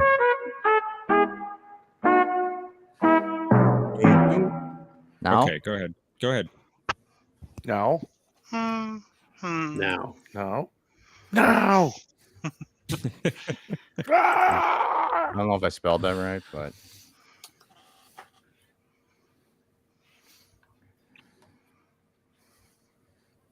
Well, we'll find out. Horatio. Let's find out who the winner is. Patrick, you had 4,800 points entering final Jeopardy. Your response to the clue was... Shit. It was Melanie. That's correct. Yeah, I think I did the Good. wife's name. Very good. And your bet amount was 4,799 points, almost doubling your score to 9,599 points. Very good. Damn it. Horatio, you had 6,000 points. Yeah, I did the wrong person. Are you going to implode here? Let's find out. I am going to What was implode. what was your response? Extreme negligence. Corinna. Yep, that was his name of his wife. And your bet amount? 6,000. Wow. Brave, Got though. me down 2-0. Damn I it. gave you, Very I brave. gave you, I gave you credit. Seriously. That was a brave bet. Yeah, because Very you could have did it. Yeah. All right, OmniCast. You had 9,600 points. Your response was... Yeah, Melanie. Nicely done. Very good. Your bet amount, 2,401 points, giving you 12,001 points. And OmniCast, you are the I'm the cast would have won champion. with 1 point anyway. So What? What'd you say? What? Huh? What? you would have won with 1 point anyway, so it doesn't matter. But maybe that's what if I got it wrong? Well, you didn't pick the wife's name, so. But what if I did? You could have won. I'm saying you would have went right past Patrick and you would have won if I would have got it wrong. You see, you bet that was good strategy. You did what you bet what you had to get there. I'm angry with myself now. All you had to do was get it right and me get it wrong. I had it. I let it slip through my finger. I let it slip through my debris field. It's a crappy debris field. And look at it. Look at the thing. It looks like just rocks or stones or something. It's rocks. She's been completely I can destroyed. see an Those are all the rocks and the ambassador constables that are left over. You can see an ambassador. By the way, did you know that the person who plays Melanie is the daughter of Andrew Robinson? Yes, I had heard that. I did. before. I did know that. Yes. I forgot that. Oh, well, maybe that should have been Final Jeopardy because I would Should have have won been. that one.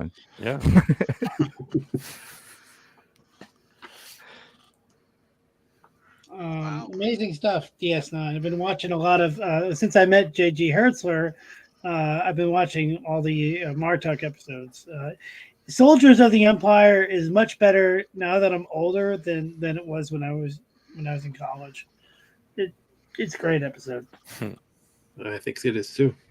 I love when the whole thing was just like how Martok got his mojo back. Once the Worf let his guard down and he just became a Klingon again, and that was the point. The point was not the rescue mission.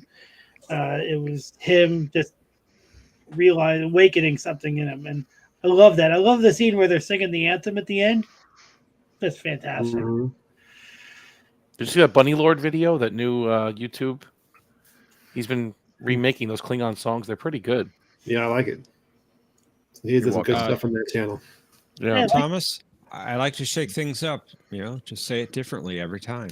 Well, like I was saying earlier, I was watching Tacking to the Wind because that also had Martok into it. And like I said, I don't know who directed it. If I had to guess, it would be the guy that directed Rocks and Shoals of VJ.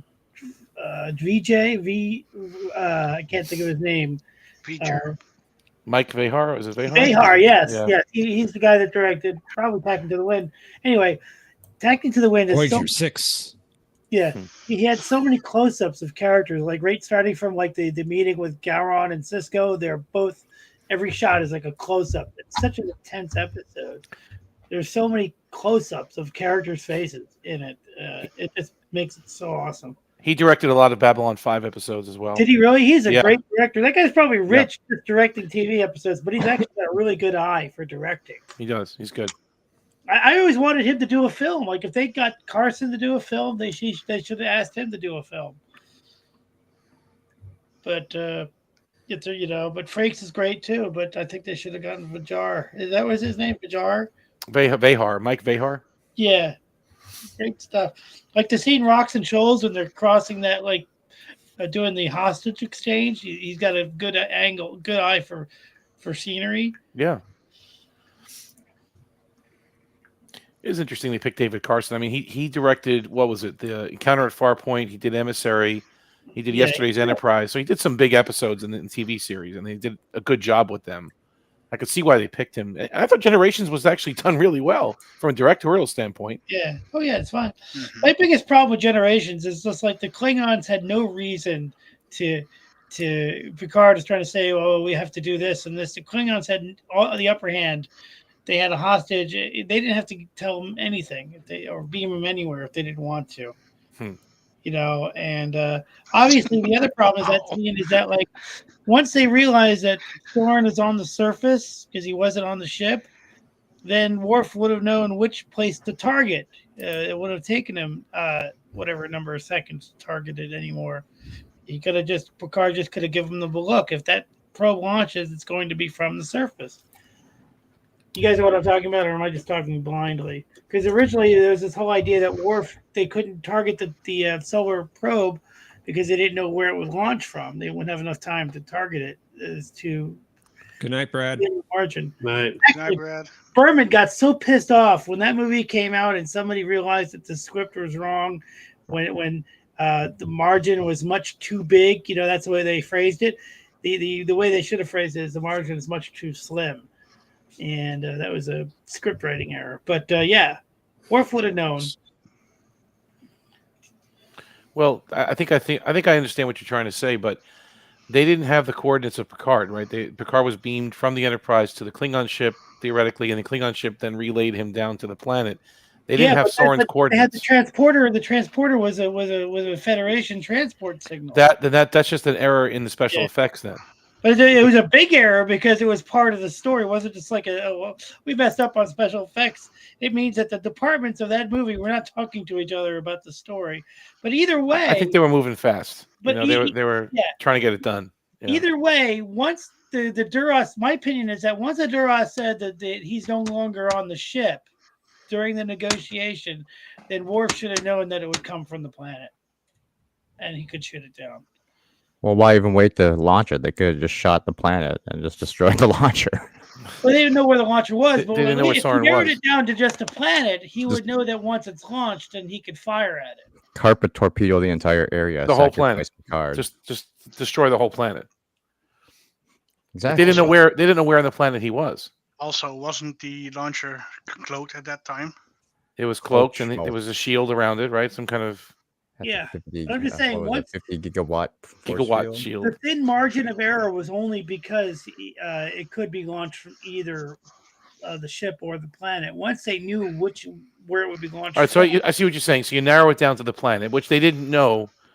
But I guess you're saying they somehow tracked Picard's beaming signal, and it's okay. So he's not on the ship anymore. No, even before that, when the sister said he's not here on the ship. Okay, I'm with you. He's on the planet. Well, maybe the force field was blocking sensors. So they didn't know about a force field. I'm just saying that once it's launched, my point is once it's launched, Worf would have enough time to shoot it down. But then again, the whole cloaked thing, who cares? I mean, it's on a planet, and there were like those scaffolding everywhere. They could just aim at all the platforms and shoot all those. Mm-hmm. Thomas, I don't eat books. The point is the movie is it has little problems. I love it, but it has little problems. But they're small, right? I mean, they're not huge. They're just little stuff that sticks out over time. I mean, the problem I have with Generations, I think, is the pacing. The first act where they're on the Enterprise B is moving fast. Like, it's funny, and then the action ramps up, and then the movie just kind of basically just goes to sleep for an hour. You know what I mean? And it's uneven. It should have, I don't know, been a little bit more even with the pacing. But absolutely. I still love it. I did like the open sesame stuff. He's like, maybe if I activate my. But to get there, we had to go through Picard crying. Yeah, they're on the sailboat. They're on the. I mean, there's you go from the action of the Enterprise B and Kirk destroyed and that beautiful music, and you see the ship fly by and the hole in the ship, and then, okay, now we're in the future, and Picard's upset at something, and pretty boring future. It's a pretty. Yeah, right. Yeah, it just seemed like I don't know. It was uneven a little bit. Did you know that the computer remove the plot? Originally, the 24th century scenes were going to open with two dudes. Literally, this is how they was going to open with two dudes on some kind of base, and suddenly they get attacked by Romulans. Then the Enterprise comes in with guns blazing and destroys Romulans. That would have kept the pace going a little bit from that huge. The reason they didn't do it sequence. is because it wasn't creative enough. It was just like before. Right. So Jerry Taylor, she suggested that they do something offbeat. Now her suggestion wasn't going to be used, but she said, "Why don't we have something like Picard rolling an egg through 10 forward with his nose?" Now that was just an off the wall. It was never intended to be the actual idea, but she just wanted something offbeat and strange, and that was her way of phrasing it. That's how they chose the whole holodeck thing. But originally, it was just going to be like two schleps. They literally called them Beavis and Butthead in the commentary track that were going to be hanging out, and then they get destroyed by Romulans, and there's the Enterprise, or almost destroyed by Romulans, and then the Enterprise comes in. It was going to be just like every other movie. Good night, Gab. Take care, Gab. Have a good night, Gab. Well, thank God they used the holodeck then, because we never saw that in the series. What, rolling an egg? No, just using the holodeck. Oh, using the holodeck. Yeah, right. That's something new. I think that movie, has grown on me more as time has gone on. It's kind of like a fine wine. It's gotten better for me. You know what my favorite part of that always movie liked is? it. Yeah. You know what my favorite part of that movie is? The more I watch it, especially the music here. But my favorite single moment was when Kirk is on the horse and he's riding and he jumps over that little gap, in the land. I forget whether there's a bridge there or not. And he looks back and that's when he realizes that not only is it not real, but he has this look on his face, like bittersweet, like I can't ever go back to who I was. It's just the way it is. Mm-hmm. And he says it all with the look on his face. It's my favorite moment in the movie. Shatner is awesome in the movie. But it holds up. I mean, the movie holds up. You could play it now from start to finish with somebody that doesn't even watch much Star Trek, and I think they'd still appreciate the movie. It's a really it's a great movie, yeah. And at the time, I was disappointed a little bit. I'll be honest with you. I was a little bit. It didn't fulfill me as much as it does now, and I don't know why. Maybe because I'm older. Maybe my tastes have changed a bit. Maybe it's me. That's why Soldiers of the Empire works for me more now than when it came out. I thought I was expecting a big rescue mission and everything else. What's interesting is that when Braga and Moore were first talking about Generations, Braga always imagined, like with his he thinks of posters first. He had imagined Kirk's Enterprise versus Picard's Enterprise. Kirk versus Picard next summer, and it went from that Batman versus Superman or something. It went from that to like Kirk and Picard are making eggs together in the kitchen. Like somehow it got to like it went so far the other direction. Yeah, but it was still good. No, there's so many nuggets in that movie. Beautiful day. Yeah, Kirk killed. Yeah, Kirk's performance it absolutely perfectly. Well, one thing that I don't want to talk too much, but the thing about Shatner is that with the original series, his acting is so good because he has really big dramatic moments, but he also knows that the show is very campy with bad special effects, so he overdoes it. And I think in some ways that makes him the best actor in all of Star Trek because he just knew how to like make it work. The serious and campiness, combine them together. That's got to be the trickiest kind of acting to do, and he pulled it off.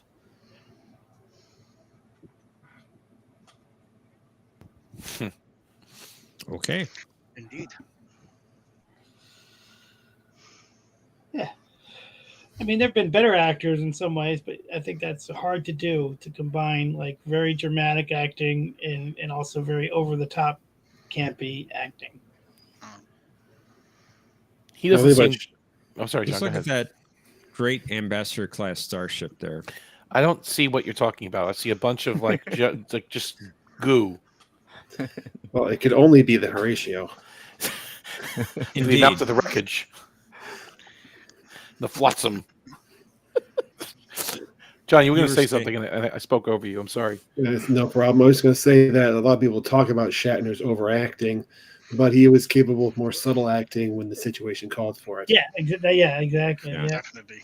I was about to say that Shatner doesn't think he overacts. He just thinks that that's acting. He does come from the theater, though, and I think on stage it's different. Yeah, he's got to be big so you can see in the back row. Right. That's why Avery Brooks acts the way he acts, because he's a theater actor. Yep. Well, I think Avery Brooks is a little crazy in the head too. He's a little out there. But I love Hawk. I love Spencer for Hire. He was great as Hawk in that. I mean, he was excellent. I thought he was great as Cisco. He was great as Cisco, but I mean, Hawk, he was just a badass. He was just great. He kicked a lot of butt. I mean, every week on Spencer for Hire, he was like the muscle. Sometimes you just need to do not have this day. Spencer. That series isn't streaming anywhere. I don't know why. I can't find it. I have to buy it, I guess, on disc if I want to watch it. I mean, Hawk? Well, that was a movie, or actually that was a series too, wasn't it? But yeah. But Spencer for Hire is never streaming anywhere at any time. I don't like streaming services. I think I told you guys that I don't like streaming services. Like in January, Wallace and Gromit's new movie's coming out. I don't want to subscribe to Netflix to watch it, but I'm gonna have to. I just hate streaming services. Just don't work for me. Spencer for Hire a network show, or was that cable? It was It's network. It's on the Roku channel. Okay, so the Roku channel's got it now. Okay, maybe I Yeah. can check it out there. I have a Roku somewhere. Do you have to have a Roku to watch the Roku channel? I guess you do, No, right? no, No, you you can watch it don't? online for free. Okay. I mean, I used to use Roku. Now I'm using the Apple TV, but I can check it out. It's a great show. It wasn't streaming before anywhere. I'm really glad. Thank you for telling me that because it's worth a watch again. And the other one I liked too from the '80s was The Equalizer with Woodward, and that one is never streaming anywhere either.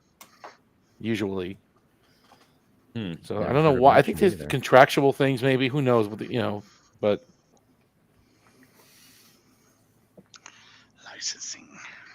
yeah, like licensing stuff. That's what it is. Yeah, I think they didn't get the right, commissions or signatures. They didn't want to pay somebody for something. But that's a great show. That one I had to buy on disc because I wanted to watch it. What show is that? The Equalizer. I don't remember that show. It was on. It was CBS. It was Edward Woodward. He's this British guy that kicks ass. The movies now that are, Denzel is in. It's the same idea. He's like an ex-CIA agent. He tries to help people that are in need. He puts an ad in the newspaper. If you need help, you're outnumbered. Call me. I'll help you. He equalizes it. He helps the weak. There's Spencer. Spencer. There he If is. you can find it, then maybe you can hire. No, that's the 18, and they were in L.A. The Equalizer was in New York. It says watch online free on the Roku channel. Okay, I'll have to check that out. Spencer It's a great show. Fire. Spencer Fire, you can buy on Amazon Prime for $2 an episode. I'm not ready to do that, but I'll stream it. $23 for the season. I'd rather just buy the disc set at that point. Then I mean, But thank you. I'm going to check that. It's a good show. Avery Brooks does a really great job in that show too, and the guy who plays Spencer, he's really good as well. It's a good show. It's set in Boston actually. They film it on location. Kind of solves mysteries and crimes and saves the day. On a completely separate note, talking about something else, there are some people that believe that the movie Seven is set in Gotham City. They never tell you the name of the city. I have not seen it. You never saw Seven? Nope. I haven't seen it either. I have not seen it. Really? It's an old movie from the 90s. Theaters, but It's an old movie from the 90s. A really good movie with Morgan Freeman. I will take your word for it. And Brad Pitt in that one. Yeah, it's pretty good. Yeah. That's good. What's in the box?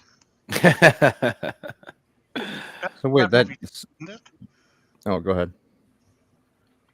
I believe that was from that movie, huh? The What's in the Box. Yeah, we're not talking spoilers for people that haven't seen it.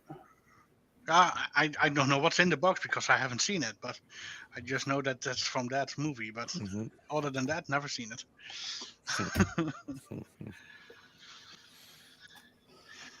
You know a show I never watched? I saw the movie for it, but they made a TV show for some reason called Fargo. Fargo was a really weird movie. Yeah. I liked it, but then they made a TV show, and I guess it's in the same universe, if you call it a universe. But I don't know if it's connected to the movie at all, really. Was that the Coen brothers that did that one, or was that? It's Coen Brothers. They did the movie. I don't think they Yeah. were in the show, but I heard at some point in the show they find the money that was hidden in the movie. Also, I have not seen it. That's a classic. Did you say something, Sean? I thought I heard your voice. Nope, unless you heard me yawning. Sorry about that. No, it's okay. Put on some Spencer for Hire. You watch Avery Brooks kick some butt. You won't be yawning anymore. But yeah, Played a guy named Hawk, right?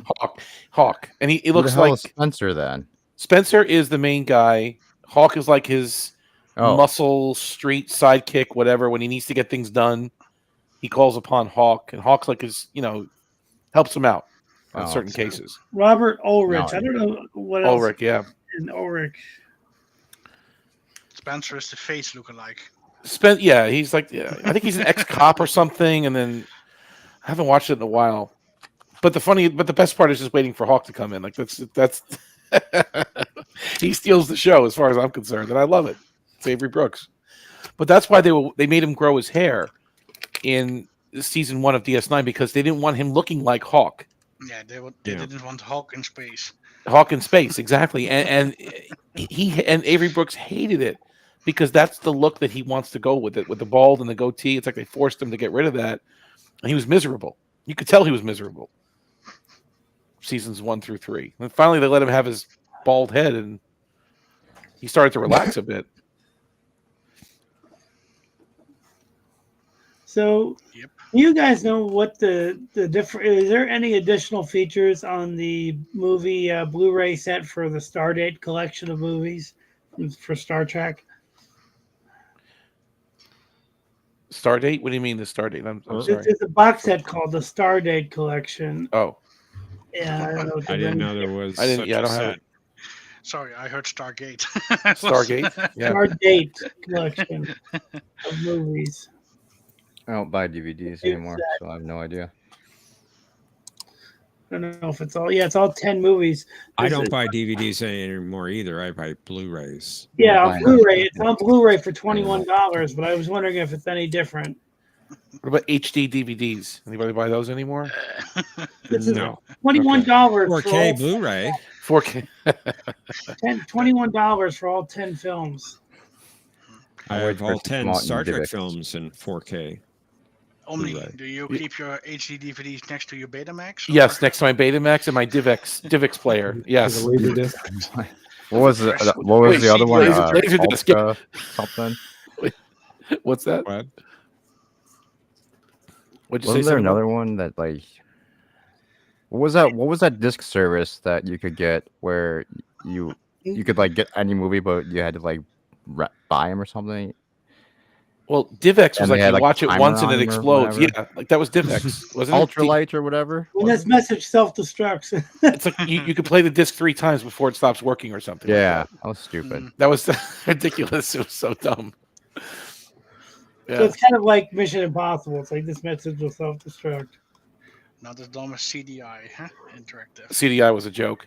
Laserdisc, though, and I did have Laserdisc in the late Laserdisc was good. 80s. Well, the audio was amazing. It was digital audio, but the video was analog. People don't realize that. Even though it's a laser and it's on a disc, it's actually analog video. It's slightly better than VHS or Super VHS, I should say. Slightly. I just didn't like how you had to flip the disc over. Yes. Well, the later players would flip itself. Like if you had a good Pioneer player, it'll go and inside it would I actually didn't have $50,000 to buy a good. No, it wasn't $50,000. Give me a break. It was, All right. 49,000. No.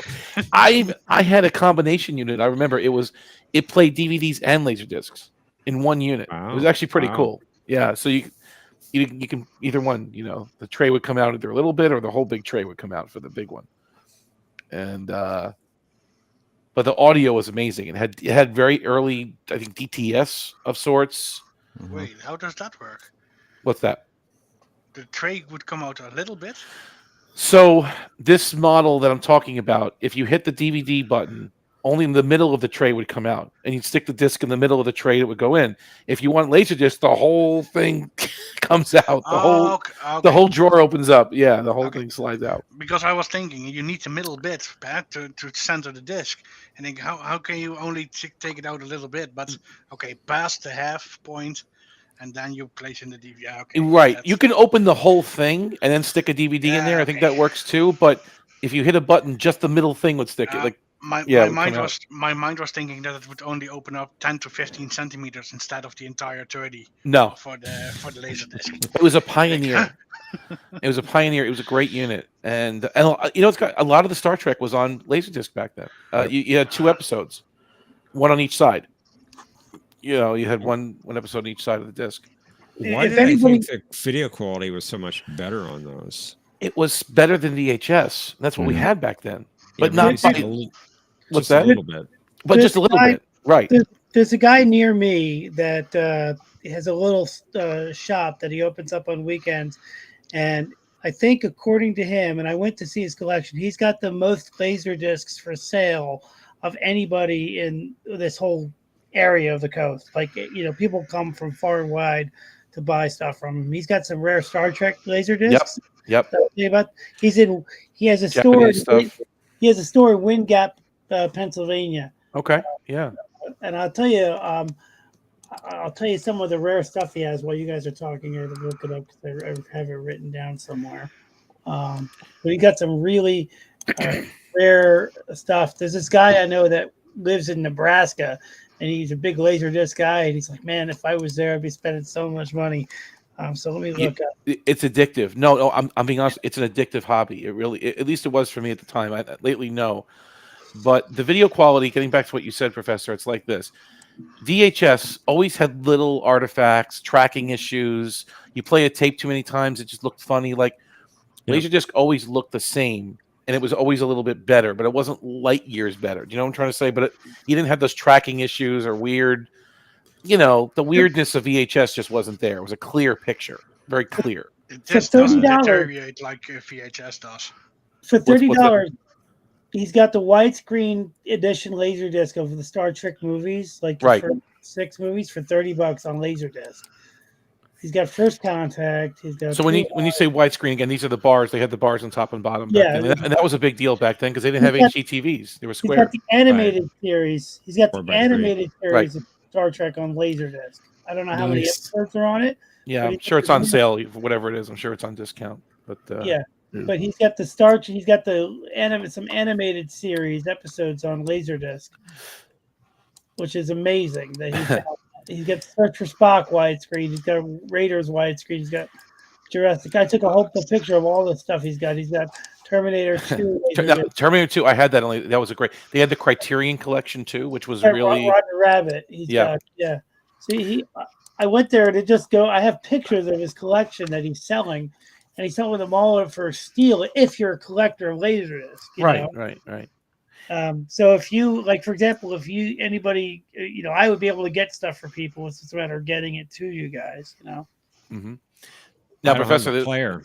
Well, you can get them on eBay, I'm sure, if you wanted one. But again, it's analog output, right? So you have to upscale it, I guess, to your TV, or your TV can do the upscaling for you. It's not HD at all. I use analog for my Blu-ray player. I use the little holes in the back, and I love the sound better than HDMI. Really? Sound. Huh. Yeah, it's just the way it is.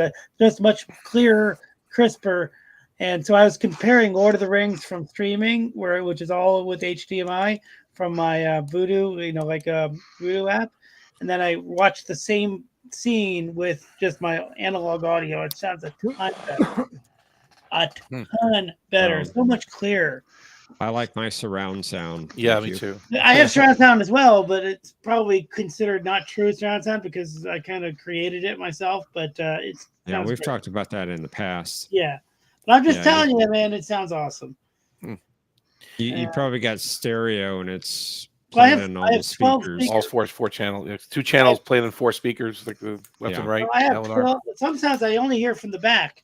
Like when I'm watching Star Trek Beyond, which is the only Kelvin movie I really like, when they're doing the translation, when that alien comes in and she's speaking alien, and then her translation comes in a couple of seconds later that's in English. One is coming from the front speakers and one is coming from the back speakers. So I think I do have some kind of actual surround sound. Yeah, because I have 12 speakers hooked up to my TV. Wow, 12. Yes, 12. I have 2 right channels in the front, 2 center channels, 2 left channels in the front, 2 small amplifiers, and 2 back channels for each side. Because I basically tied 2 Logitech Z 5-channel computer speakers, and I tied them together. Wow. Like a bootleg Atmos setup over here, huh? That's what I did. I'm telling you, that's what I did. But whether system. it's true surround sound or not, I don't care because it sounds awesome and it's my little jury-rigged invention. Eat your heart out, THX. Oh, I love it. I love it. And it cost me almost nothing. It's like these I have extra speakers too. I bought 3 or 4 of these. They're basically 5-channel computer speaker systems. I basically bought extras in case one speaker goes down. I have an extra one. Well, I suppose that's smart. That's if you got it, it works. It works. It worked. And the thing is, if I bought like a huge speaker system, then the neighbors would get angry. They haven't gotten angry because even though it sounds great, they're still just computer speakers technically, so they don't complain no matter how loud I play the damn thing. Well, that's nice. You have good neighbors. It sounds like. Turn it up. Turn it up. Now, Professor, there was a lot of Babylon 5 also released on Laserdisc at the time in the 90s. I believe it. So that was one of the best ways to watch it because, again, the only way you could really see it back then was airing on TV. You'd have to tape it. It was, and the sound was really amazing because it was digital, and there was no way to really get digital sound back then on the TV show. It just wasn't. When I was living with my parents in the 90s, and I was living I was an adult, but I was living upstairs. My parents were going through divorces, and they were arguing a lot. And all I had at the time, this is in the 90s, all I had was a VHS player. But the VHS player had the little inserts in the back for the twist tie kind of speakers, right? So I plugged in my stereo speakers back there. You know what I mean? The little twist ties for speakers, where you press them in and then you could put the speaker wire directly into the red and the black wires. You mean just a speaker connection? Yeah. Okay.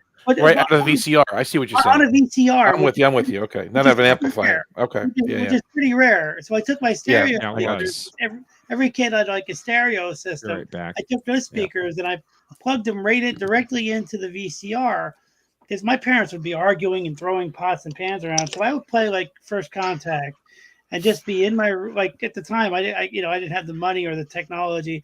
I would watch like movies like Lost World or First Contact, and I would have it felt like a little mini movie theater. It was the first time that I realized how important sound was, and I would just be able to ignore them. So there was that scene in First Contact when they get to the missile, after the battle and everything, and they beam down, and you could hear the guys talking in the corner as Data and Picard approach the missile. Mm-hmm. And I just love it on these little speaker systems. And even though it's it just helped me through a tough time in my life.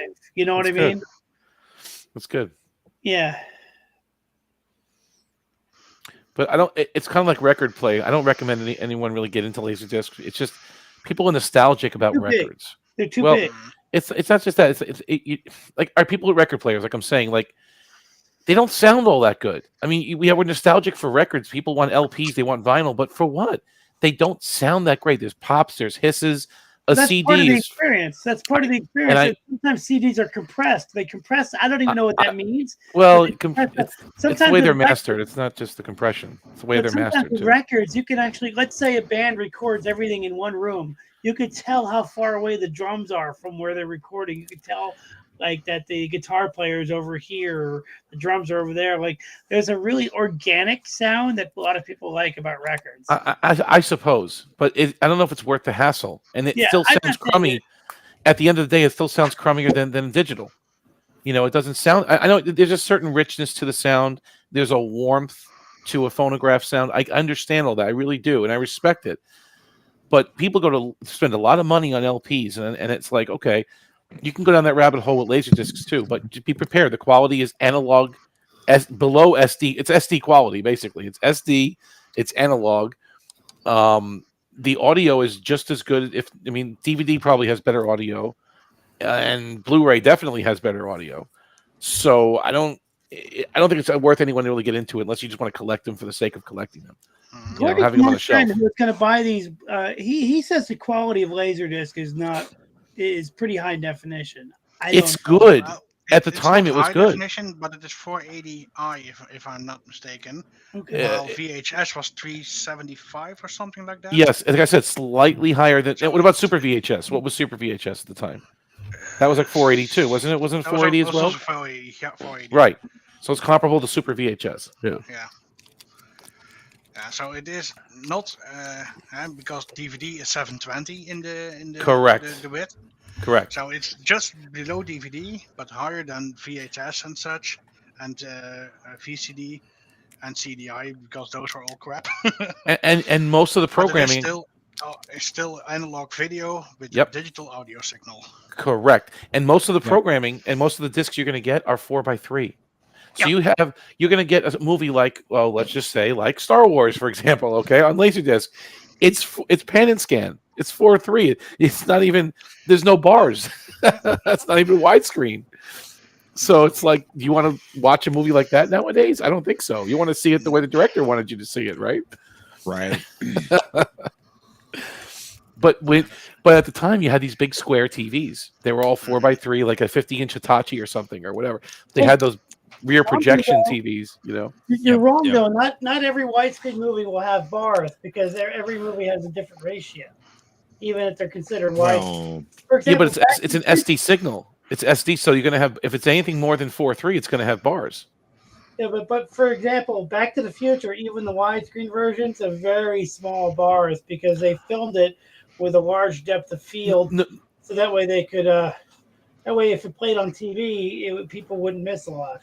I don't mind the bars. It's just, you're right. And some movies, those old 70mm films, the bars are humongous because it's a very wide film. Did you guys ever see the movie Free Enterprise with Shatner? Where he? No, I haven't seen it. Well, in that movie was made right before. I think it was late '90s. It's a good movie to watch if you're a Star Trek fan. But in that movie, it was directed by and written by Robert Meyer Burnett, who we all know from YouTube. All the characters in that movie brag about their TV setups and they brag about their Laserdisc setups. So if you want a little nostalgia trip with that little era just before DVDs were coming out, but after VHS was fading, right? And they're talking about, let's watch Wrath of Khan on my new TV, 40-inch TV with Laserdisc. They were bragging about that in that movie. That's when the movie came out. So there was something magical about that, though. I mean, I know we're laughing at it, but there was something very special. If you're an audiophile, if you're into good quality video, if you had a Laserdisc back then, you had a special movie like that, get some popcorn. That's experience, man. That really is. No, I agree. I'm just saying something. That's what that movie captured. It was that rare time period. And by the way, there's a lot of Star Trek and even older Star Wars in that movie. Mm-hmm. I'm surprised none of you guys have seen it. But yeah, Robert Meyer Burnett wrote it, and the two guys that not the actors who played them, but the two guys that the characters are based on, actually went on to write a book of Star Trek reviews, episode reviews. Mark Altman and some other dude, I can't think of it, but I have the book that they wrote. It's like, but those are not they're actors playing those guys that. They're not exactly the same, but there's a great scene in the movie where this really cute chick walks into the comic book shop and buys up the comic book the one guy was going to buy, like Sandman or something. But then she writes her phone number down on an X-Men comic, which is the first appearance of Gambit. So he's going to buy that comic for like whatever, hundreds of dollars just to get her number. Pretty funny. It's a good movie. You could tell that Robert Meyer Burnett wrote it. You could tell because he talks a lot about the motion picture, particularly.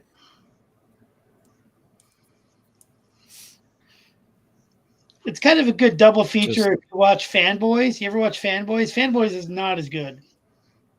I just watched the motion picture last Sunday.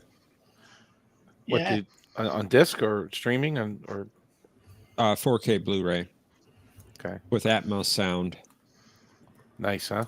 Very nice. I think it was unwarranted. Very nice. It was unwarranted decision to watch that movie. Excuse me? I think it was unwarranted. Unwarranted. How do you define unwarranted? That's how I define unwarranted. That was terrible. That was terrible. But the one thing, Laserdisc didn't have that much commentary either. There was some, but very little.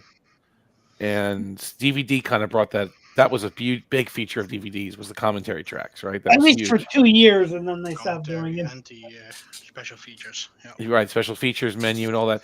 But I'm so disappointed, Jeff, in the Babylon 5 Blu-rays because the commentaries were so damn good on the DVDs. They were. You learned so much about the show. I know you do prep work for the Babylon 5 broadcast on Monday nights on the Life with Matthew channel, but quite a bit. But the commentary gives you so much, like information behind the scenes that And I really miss it because I'd love to watch it with this beautiful quality video that I have now, and I can't. I have to watch that. I have to put the DVD in to get the commentary again. Yeah. And JMS Hey, did what? Mercer. At least 5 or 6? Yeah. There's normal. Hello, normal. But that was a big miss. I don't know why they would release that without having the commentary. The Blu-ray should have everything the DVDs had and more, not less. I agree. When I bought the Hudson Hawk Blu-ray and it had nothing, it was bare bones, and the original DVD has the director's commentary, which is one of the funniest commentaries I've ever heard. Yeah. I was disappointed. But why? It makes no sense. I mean, is it just because they're trying to move fast? Is it because they have to pay some people again, licensing, like Patrick said? They even did like great packaging for the Blu-ray. They even did this awesome packaging that made it look like the VHS tape. And the original DVD it was so much better as a release because not only could you choose widescreen and full screen, which is a thing you could do for the first year that DVDs came out. For a lot of DVDs, you could choose which way you wanted to watch it. Yeah. But they had the director's commentary, which goes into so much funny detail about the making of that film. It's hilarious. Like that Babylon 5, the packaging, you can't even use it. It's unusable. Oh, yeah, it's horrible. It's unusable. Once you pop the disc out, it's not going back in there. It's just not. Unless you're going to break it. What I might do is I might go on Etsy. And get like somebody to custom make folders for my Star Trek DVDs and Blu-rays. So that way I not only will have them nice and neat, but also know which episodes are in which discs, like over the, because it's so hard to read on the Blu-ray packaging what is on each disc because the writing is like, and I'm getting older, the writing is on like 3-point font. It's impossible to read. You know, like which episodes are on which discs. It's impossible to read. Which ones have commentaries. So and the packaging sucks. So I'm thinking about getting custom packaging. Mm-hmm. Well, before anyone says anything else, I'm getting tired, so I'm heading out, guys, for the night. Quitter. I'm sleepy. Quitter. Real quick, before you go, okay. I just want to let you know that we're not having a game next week because I'm going to be working on Saturday night. So next one will be in 2 weeks. What? I don't know if my debris field will stay intact for 2 weeks. That's such a beautiful ambassador class ship. What's left of it? Away. Goodbye. Sleep well, Cinnabon. Have a good night. Take care, Walker. Good night. Good night. You know what I found funny about your avatar, John, is that I keep thinking of Sequest with Roy Scheider. Yep. Right, but then if you ever watch the movie 2010, Roy Scheider was in that as well, and he also had dolphins. Yes, I noticed that. I thought that was funny. First time I watched the movie. Like his wife was like, I guess, a dolphins expert, and they actually had dolphins in their home or something. I always thought it's disgusting that the kid feeds the dolphins and then doesn't wash his hands before he eats. Yeah. I love 2010. I think it's a cool movie. I like it as well. Yeah, it's a pretty good movie. It's not as good as the first one, but the first one is a unique thing. I think 2010 was a great movie, though, on its own. Just want to shout out, hey, Aravic, I see you in the chat. Welcome to the show. It's good to see you, Aravic. Yeah. Greetings. Yeah, there's Aravic. Do not wait for the translation. Answer me now. But you brought up an interesting topic, that weird video that came out from Roddenberry, and I still don't know what to make of it. I'm still scratching my head. Who's that one alien with the weird pointed ears with all the old Starfleet uniform from the season 1 with the weird gray skin? Who is that?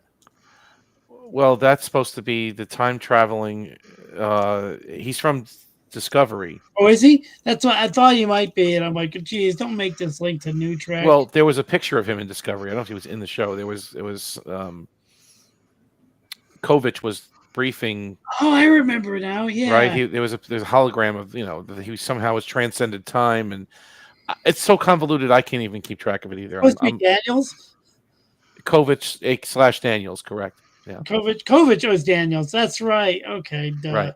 That's so stupid too. Yeah, that was like everything else about that show. What's funny is that Strange New Worlds could have been a decent show if it wasn't connected at all to Discovery, and if they didn't try to claim it was prime timeline. I think it's getting better. Let's see. And we have only. Like I said, it's okay. It's an okay show, but it just. I disagree. Section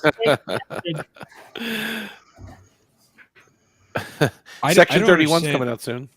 I don't understand how Gary Mitchell or Yeoman Colt have anything to do with that. I don't either, and I have to go back and watch. John, you watched the first few. What? I don't get it. Because they're friends of Kirk. That's why they're in it. Because they're people that knew Kirk very well. And I guess how did Colt know Kirk? Colt didn't know Kirk at all. Right. Who Colt? Colt was from The Cage. The Cage, right. Well, he knew somebody that knew Kirk. 6 degrees. So there's like maximum 6 degree separation. And the last time Gary saw Kirk, Kirk buried him under a bunch of rocks. Which you can argue that's not going to stop a god, right? You can argue that, right? Well, yes, but then why would Gary want to be helping Kirk then? That's the problem. I don't understand the whole film. Like, it creeped me out. Like that film that with Spock visiting Kirk's grave looked great, and yet it looked creepy because I know it's all fake. And that's what this was. Sam Witwer was the one that played Kirk, and I can't even wrap my head around it. I don't know. I had to watch, what was it? Trek Culture. What's his name? He kind of explained it pretty well. But I don't like having to watch a video to explain a video. That's annoying too. I have to watch. What's his name? Arabic? Not Arabic. What's it? Sean Garrick or something? From Trek Culture. What's the point of the film? I don't get it. Like, he sees Spock in the afterlife. Is that what it is? I think. No. Kirk gets resurrected somehow and is transported to the Kelvinverse in time to see Spock pass or die on New Vulcan. In the Kelvin universe. Oh, I didn't know that. Yeah. Because that's where Spock ended up. Yeah. I didn't think about that. That's good. I actually really like that part of Beyond when they did that when they told Quinto Spock that the real Spock passed away. I thought that was handled pretty well.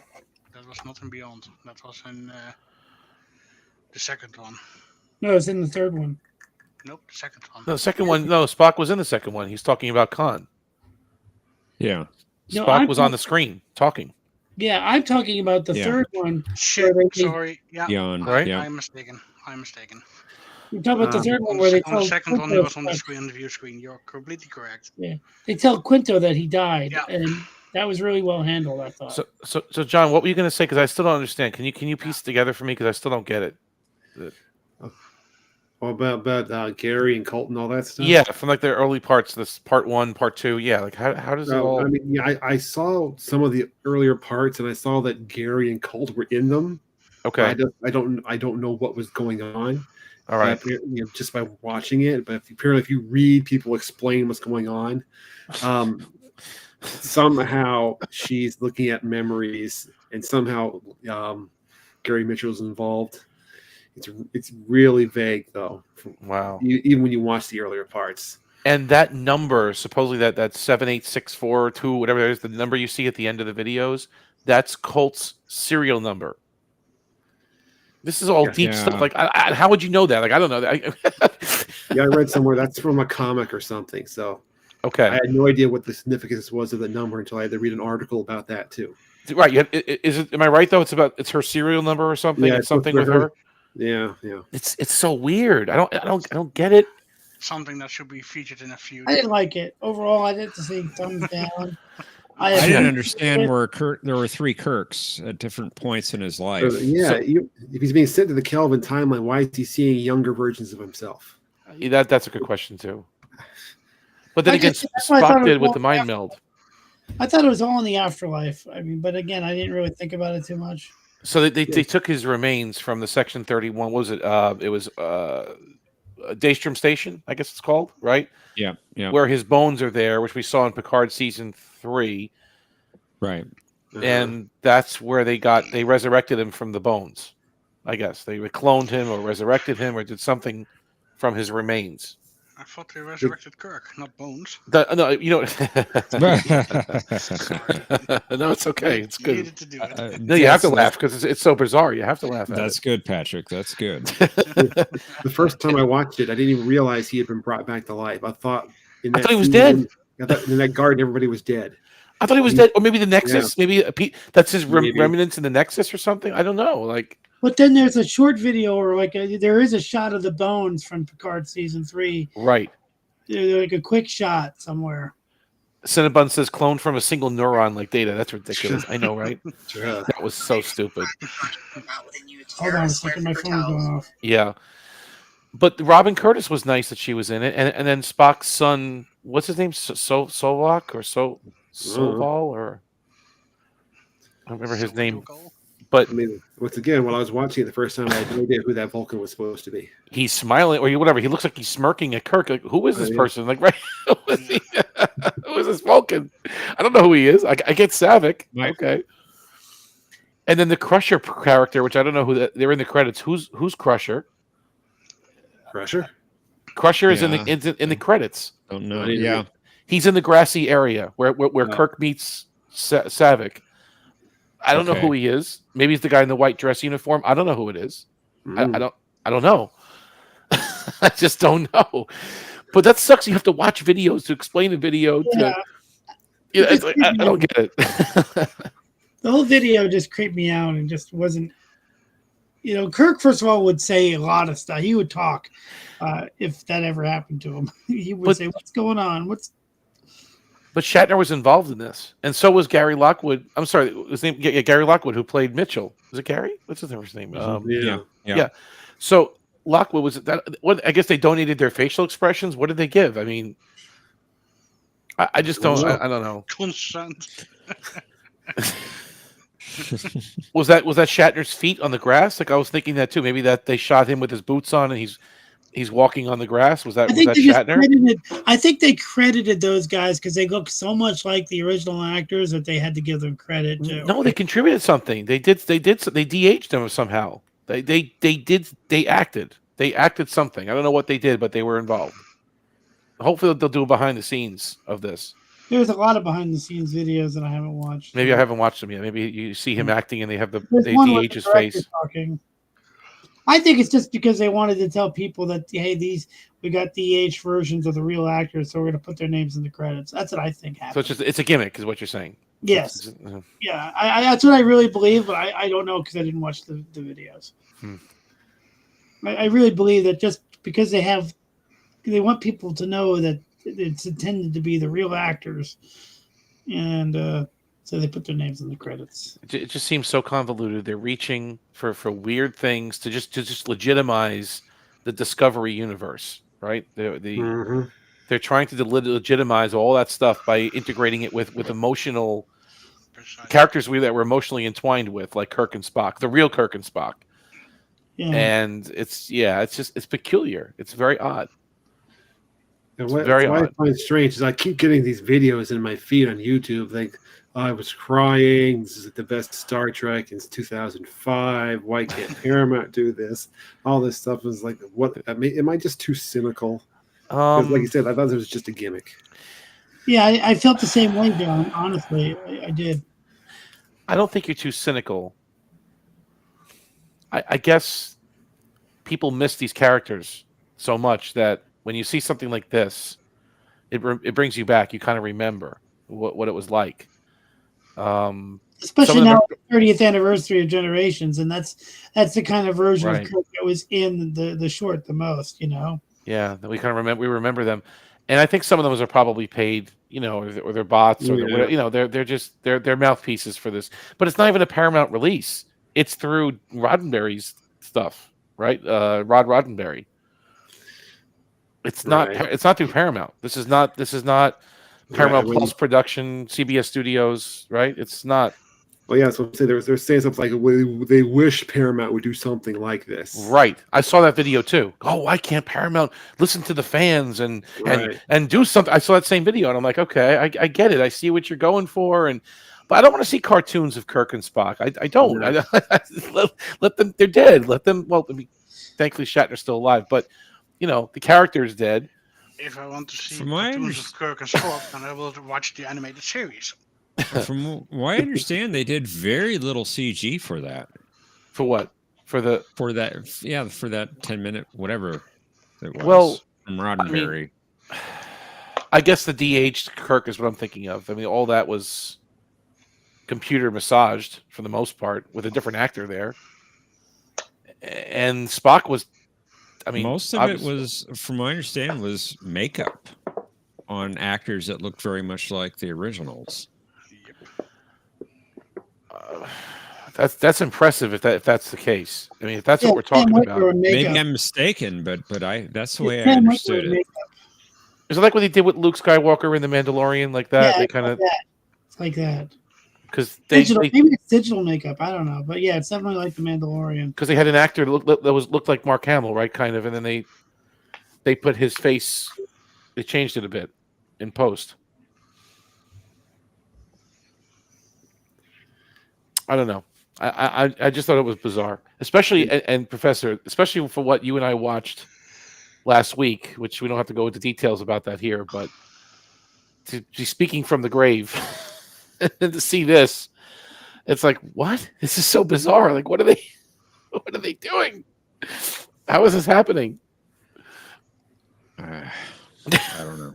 It's like one thing after the other. Good stories again. I don't need too much nostalgia. Like, look at Leonard Nimoy, Spock, and Shatner's Kirk, because I know that those days are past. I just want good stories. I want an episode of Star Trek that makes me either enjoy the characters or enjoy the story. I want, like, In the Pale Moonlight or House of Quark, or episodes that are just well written. They don't have to be nostalgic or gimmicky. I just want good Star Trek again, and I'm not getting it. All these don't do anything for me. Well, I just want nice world building. I want an interesting universe. I want characters that I don't mind watching, and I just want good stories again. We have That's 62 why the days. Orville works. I'm sorry, Omni. No, the Orville. You're right, but we have 62 days till Section 31 movie. Just saying. Wish it was 62 million. 62 days before I throw my TV out the window. I didn't have to be watching it. You replace it with a laser disc. If you guys really want me to watch it, I will watch it. But don't watch it. I don't know if I could. I don't know if I could make it through. I'm not interested in Section 31 at all. Nobody is. God, I want the Section 31 DS9 episode any day of the week. But not this new one. But what if it's good? What if it's really good? No, it isn't. But what if? Nope. What if? No. On what principle. Well, first of all, the other thing is, and this is going to be but I'm not really a big fan of her style of acting. I have a hard time understanding. Michelle Yeoh, you talking about? I have a hard time understanding what she says. She's brilliant. I'll have a hard time understanding her dialogue. It's just I've never understood what she says in anything. Oh, that's what I think of Mbenga on Strange New Worlds. He's hard to understand the guy. He's hard to understand. He mumbles. He was weird. He was good in Dune because he didn't talk at all. But yeah, he was one of those weird actors. I mean, the character must have had a lot of speech therapy before getting to TOS. Like I said, I just want good story, a good solid story. Like I was telling, I think I told you, Omni, I watched House of Quark a week ago, and it's just so solid. It doesn't try to, upend everything, but it's just a good story. I mean, it's good. It's good. It's a good Trek. And that's what Nimoy always said about good Star Trek. He goes, there's good Star Trek and there's bad Star Trek. He goes, good Star Trek is when there's a good story and there's a good moral behind the story, and it's an adventure, and it makes you think. and there's a moral, like he said. That this is Nimoy during an interview. I don't remember which one, but he's so right. Thing on the director's commentary for one of his I think Khan or not for Khan for either Voyage or Search for Spock. And the thing is, even bad episodes, if the characters are likable, most bad episodes are at least very good because you like the characters. I don't really like any of the new characters, but I like spending time with the crew of the D or the NX. I like those characters. Right, they're your friends. You spend a lot of time with them, like you said.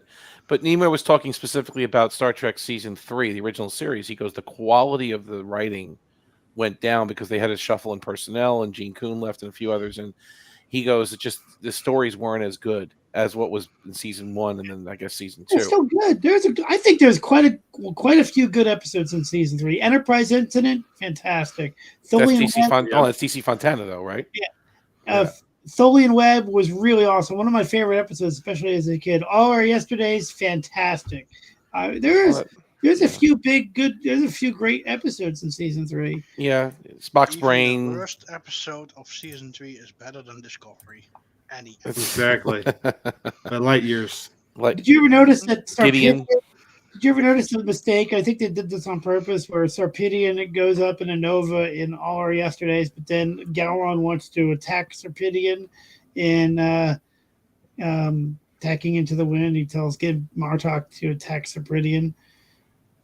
You mentioned that. I mean, it could be. Yeah, it could be. Yeah, it's probably just a mistake, I guess. Yeah. Yeah, they probably just didn't think of it, but I will attack anywhere at any time. I will fight. No, he says, I will fight any battle, anywhere, anytime. That's right. That's right. You rule without honor. Great stuff. And it's funny with TNG. It's like the quality of it was Season 1 and 2 were very shaky with the writing, and there was a couple of good stories here and there. But when 3 hit and Pillar took over, it's like night and day. The quality of the stories. 3 is I do like Season 2 quite a bit. The more I watch Season 2, the more I like the writing. The space felt big. Like you watch Silence Has Lease, like I don't know, just something about it. Everything space felt like infinite in those early Season 2 episodes. It just there's some quality there, but overall it was so different. Like it was just different. It was. There's also a lot of grain. The way they filmed it, they had a lot of film grain in Season 2. You're right. On the Blu-rays, you notice it. Yeah, they used different camera stock in Season 2. It was the film stock they used, actually. It was a different film. Yeah. But you're right. Season 3, they realized that these guys are good dramatic actors. All you needed to do for the end of an episode was get Picard and some other guy in his ready room, and there's your climax. Just put two good actors in a room together, and there it is. And just light it correctly, and they got the lighting was so much better in Season 3. And that was they fixed a lot of problems. Yeah, they got it. They were better. The uniforms looked better. I mean, believe it or not, the uniforms looked similar, and yet they're so much better in Season 3. No, they look more comfortable, obviously, in them. They look better. The collars were so much having collars. Yeah. That little collar sticking up made a difference. It's true. Like all good things, when you see Picard wear the old uniform again, and Data to wear the old uniform, and O'Brien to wear the old uniform, it's like, wow, those things are garbage. Yeah. And then, I really liked Instance of Command because it's not perfect, but you could tell that the writers were really getting a handle on how to really write episodes that were TNG and not basically revamped TOS episodes. Mm-hmm. I loved when Data comes in there and he destroys the aqueduct. It's one of my favorite scenes. This is not the stun setting. Although that could have been Spock. You could have plugged Spock into that episode, right? I mean, I guess, but yeah. Kind of. You know what I still don't understand? This is a separate note, but when they showed the trailer for Picard Season 2, the one with Q in it, mm-hmm. When they pan around the room, you don't see it's just like a teaser trailer. They show the something from DS9, and they never explained it. It was the thing from the Reckoning, right? I think it was like a book or stone tablet. The stone tablet from the Reckoning. Mm-hmm. They never explained why that was in that trailer. just to sucker us in. Yeah. Well, it was in Picard's museum, wasn't it, with the skulls? I don't remember. His trophy room, I should say, not his museum, but his trophy room or whatever, where he has the skulls. It was so weird seeing Ducat mentioned. It was such a strange thing, by the way. Yeah. Yeah, it was odd.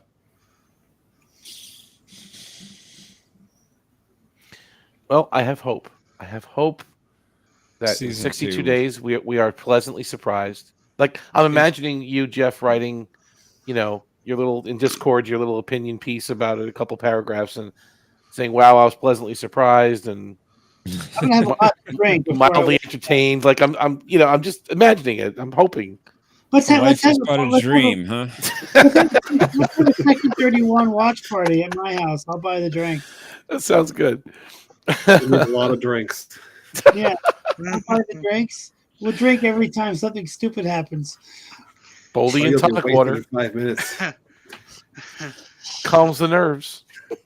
In that case, have an Boldy and ambulance tonic on water, yeah. standby. What's that, Patrick? So on that case, have an ambulance at standby.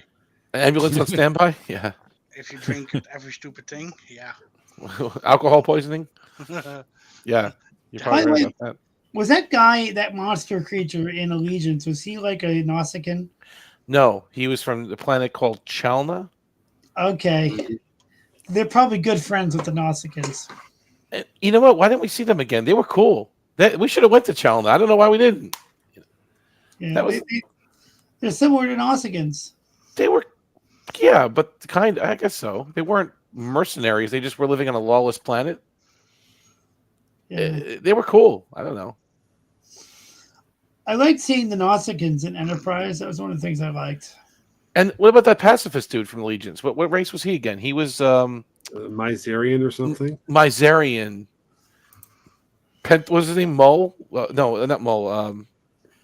Thal? Thal? Thal. Yeah, Thal. That was an underrated episode. I always liked it. It felt like a TOS episode that's done with TNG. It was very cool. Riker's face when Picard is singing in 10 Forward is priceless. I really love the lighting on the bridge when they go to the binary star and the The star. pulsar. Yeah, Something, and it's got that fluctuating, so they do the lighting in sync with the view screen. It was I good. love stuff like that. And the ready room too. There's a scene in the ready room where they have these close-ups of Picard very and Riker. dark. They do like profiles of the two. Profiles, but you see the pulsar, lighting again too. It's pretty interesting. Do you see it there too? Yeah. I think so. Don't hold me to that. I think so. But I I remember. love it in Generations. They really, when they go to the I think it's Alpha Star. Yeah. you see the lighting in 10 Forward, like big time, like sunlit. That's beautiful lighting. That's Alonzo. Who did the filmed Generations? I'm not talking about the director. I'm talking about the cinematographer. His name is Alonzo something. He died. Catch up on the chat here. Arvik says, I say wait for Strange New World Season 3. That's like asking us to watch Alf. Can you read subtitles? Get your goggles. Let's see here. I actually like Season 2 of TNG as well. Not all of them, but the one about the Iconian Gate was epic. That was a good episode, actually. Contagion. It was, yeah, it was good. Also, how Data's decontamination of the well in that episode where they called him Jaden. Thine Own Self, I think he's talking about. That was in season Thine Own Self. 7. Royale is still one of my favorites, dude. Royale is awesome. The Royale. I want to go out to my car. Why would I want to go out to my car? Yeah, it's such a great episode. The episode from season 2 that I really like that doesn't get enough credit is Time Squared. Oh, I love it. Love that episode. It just has a creepy feel to that's it what I'm that saying. you don't get in Star Trek very often. That and Where Silence Has Least. That's what I'm talking about when I say season 2 made space feel threatening somehow. It's kind of like, all right, here's an opinion that's similar. If you take Terminator 1, the future scenes, they are much scarier in Terminator 1 than the beginning of Terminator 2 because of the eerie feeling. Mm-hmm. I agree with that. Yeah, no, that makes sense. In the beginning, you're right. It's very bleak. It's very bleak, and the skulls and the. And when they do it again in Terminator 2, the feeling is close, but it doesn't capture what they caught in the first film because it was so big. But getting back to Nothing's Enterprise the same anymore. Enterprise. Get back to Enterprise Squared for a second. You know the whole premise. I'm sorry, Times Squared. Excuse me. The Times Square, like the place in New York City. Yeah, like that one. The Picard, the future Picard is just odd. The whole, I don't know. That's the only part that was weird. He couldn't talk. He couldn't think because he wasn't as synced up with his time. That actually I understand it. It's just it doesn't. It kind I of don't know. It was just peculiar. I didn't. They never did that mechanic again. They never went back to that. Well, Mannheim was a little bit off in We'll Always Have Paris, but he was at least able to communicate somewhat. Yeah. He was in a different time dimension or whatever. He was messed up too. Originally, that episode was supposed to couple up with Q Who. Yeah. And that was supposed to be Times Squared. Really? And Q was supposed to be responsible for the vortex. Oh. Well, that I'd like that better actually. That would. Okay, so he gave them a way to save themselves somehow, right? Basically, yeah. Like he did it in All Good Things. Yep. Where he transported Picard to the 3 different time zones. Yep. But then by doing that, that's what created the time paradox. But then whatever. Yeah. My favorite scene in Times Square though was when they're in the beginning when they're making eggs and Worf just loves them. He's like, what kind of eggs are these? Owan eggs. Owan. Worf is the only one that likes them. He likes the eggs on DS9 too, right? And yet it's funny because, like, Riker starts talking about his father, and Pulaski acts like she doesn't know him. The very next episode, your father? That was weird. They have a whole history together. That was odd. I mean, it was convoluted. They didn't communicate well. The writers. That was not planned very well. Now, I think she was toying with Riker. Oh, okay. I wish it was like that. I don't think it was. I wish it was. I wish they were that coordinated in season 2. I don't think they were. I think they were winging it. Well, they were on a time crunch because of the writer's strike, and they had a lot of scripts that they used from Phase 2. Phase 2, yeah. I knew it was something to. No, it's fascinating because the child is really a Phase 2 script. It is, yeah. And you just substitute Riker for Decker and Ilea for Troy. And they couldn't do any more rewriting because of the writer's strike. They couldn't rewrite it anymore. It's pretty much just that's it. Riker is Decker. Ilea is Troy. They had think about it. They had a previous romance that's now on hold. They're both serving on the same ship. I mean, it's the characters are there. It's the same characters practically. I mean, Riker's obviously much more likable than Decker was, but yeah, but season 3, they really had hit after hit. They call when a show gets better, like they have phrases for shows. Like when a show gets really bad, it's called jumping the shark. But when a show gets good with age, it's called growing a beard, and it's named after Riker, having a beard in season 2 and 3, and the show just got better with his beard. Jumping the shark was Happy Days, wasn't it? Yeah, Happy Days. Yeah, but that refers to any show that just kind of lost it. That's when, yeah. Or now for Happy Days, Fonzie actually jumped the shark. Yeah, but then for movies, jumping the shark phrase has been replaced with nuking the fridge. Wow. Which is from Indiana Jones when he gets into a fridge and somehow survives a nuclear blast.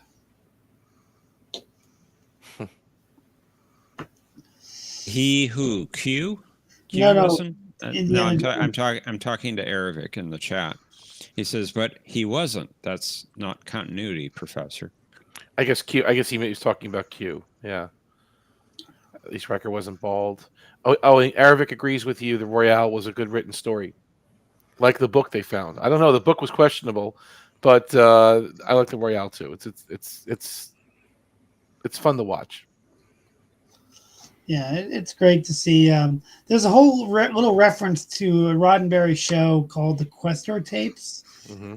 When Data rolls the dice and he says, "Baby has a new pair of shoes." I think that was a line from the Questor tapes that Roddenberry worked on. That's interesting. That was interesting. That Data literally repairs the dice in his hands so that they would roll a certain way. They roll sevens. To keep it coming. Keep winning. I like that episode quite a bit. And I like the what was it, Contagion, with the amber, blue, or whatever. Oh yeah, at the end, yeah. Blue. I hope that What did they wasn't a do? stutter. It wasn't really a self-destruct. It was like let's close the shuttle, let's close the bay, and then launch the probes while the bay is closed. That's how they destroyed the base, right? It wasn't actually a self-destruct button.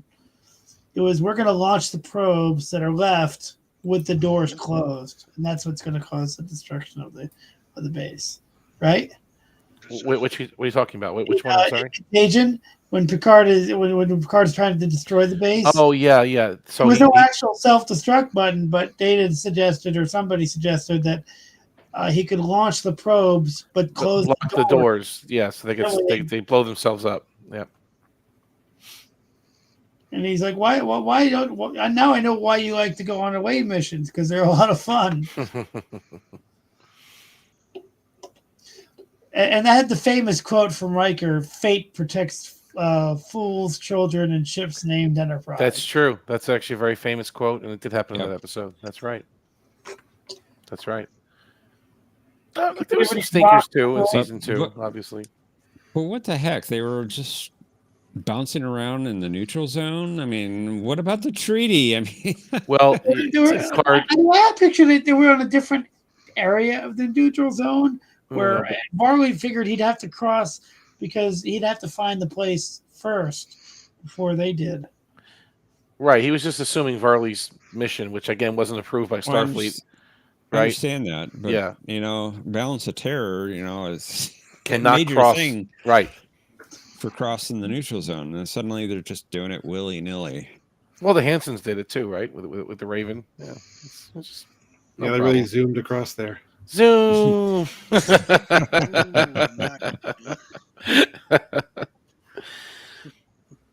mean, Picard does it a few times though in TNG. I mean, he did it with the Defector. He went in at least once or twice. I think was the Lord Core in the neutral zone, or was it outside the neutral zone? Well, I'm sorry. Who's? You're asking about Galordian Core? Yeah, that was just outside the neutral zone. Patrick, go ahead. I think there is a difference between entering the neutral zone and crossing it. Yeah. To cross is to enter it and then to exit it in the Romulan Empire side. I don't think they've ever done that. Balance of Terror, they were only in the neutral zone. They did not cross over into Romulan space. No. Were there any icebergs in the neutral zone, Professor? Icebergs? Yeah, like that they hit, they sink. No. Well, I know there were ice chunks called comets. Oh yeah. By the way, I didn't like the remake that Strange New Worlds did. Oh God. I did not. I like the title. That was the remake of what? What did you say? Balance of Terror. Oh yeah, that was so stupid. That was so stupid. Called The Quality of Mercy. Yeah, I know. And it was like supposed to be the same events with Pike instead of Kirk. I didn't like that episode at all. So the Romulans just had this huge fleet just sitting there waiting. Yeah. Yeah. I don't know, man. I just don't like New Trek. I'm not being a jerk. I mean, there are certain episodes that are okay, but and where's the artifact at? That's in Romulus. The Prodigy's good. Yeah, it's not bad, I guess. I like that it's Voyager continued a bit. That part I like. It is. It is. Speaking of which, Skeleton Crew, which is basically Star Wars Prodigy, is coming out soon. Yeah. That's how I feel. I'm just waiting for Andor season 2. I can't wait to see how they bring in Krennic and K2SO and all those old characters. They're bringing back the original actor who played Krennic. Yeah, oh yeah, he's back. Ben Mendelsohn back as great. Krennic, and he's going to get into a lot of great scenes with Deidre, who's the main character, the main Empire character in the first season. Galen Erso. I did like Rogue One. Oh yeah, big time. That's one of the best Star Wars movies in a long time. I thought it was great. Yeah. So he's going to be in it, and it's going to end. The season's going to end right where Rogue One begins, when Cassian is on that Rings of Kafrene, and he's looking for the informant. It's going to be good. I really hope it's going to be good. But that is one problem with prequels. You know, if you have characters in prequels that you see in later shows, there's no peril for them. Well, there's no peril anyway, because you know that Batman's probably not going to die, even if it's not a prequel. The point is that how good is the story? I never liked that argument. You know, to me it's kind of a lame argument, because there was a lot of characters in the first season of Andor that I didn't know what their fates are going to be. The only one I kind of knew was Cassian, and that kind of was cool, because I'm like, how is he actually going to get out of this?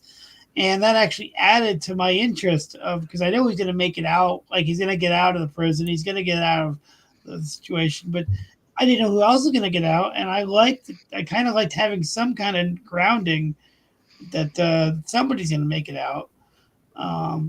So I think it actually adds to it. I think it actually makes it more interesting. I agree with what the professor said about prequels and you having characters in there where you know nothing can happen to them. Because while it's true that in a show like Star Trek, usually the main characters are safe, there are occasional exceptions. Mm-hmm. And Bunny has forgotten to take his meds again. We're off the rocker again. Well, he always is. But, Did Strange New Worlds set too high of a bar for Section 31? Can you really have a Trek episode without singing now? Well, I mean, you can, but it's not so good. When is Strange New Worlds coming out with season 3? Anyone Sometime know? in 25, probably the summertime, or April. Hopefully never. Hopefully never. You really don't like it. Hopefully they lose all the copies. One could hope. I mean, they've wrapped shooting already. It's all in post now. Yeah, hopefully it just gets all destroyed somehow. Just select all and trash it. What do you think? What do you think is going to happen with these movies? There's a lot of big movies coming out. There's like Superman, which is going to have a trailer soon. There's Mission Impossible, which is supposed to be the final movie. There's a whole bunch of other movies. Thunderbolts. What do you think? What movies are you guys interested in watching next year? None.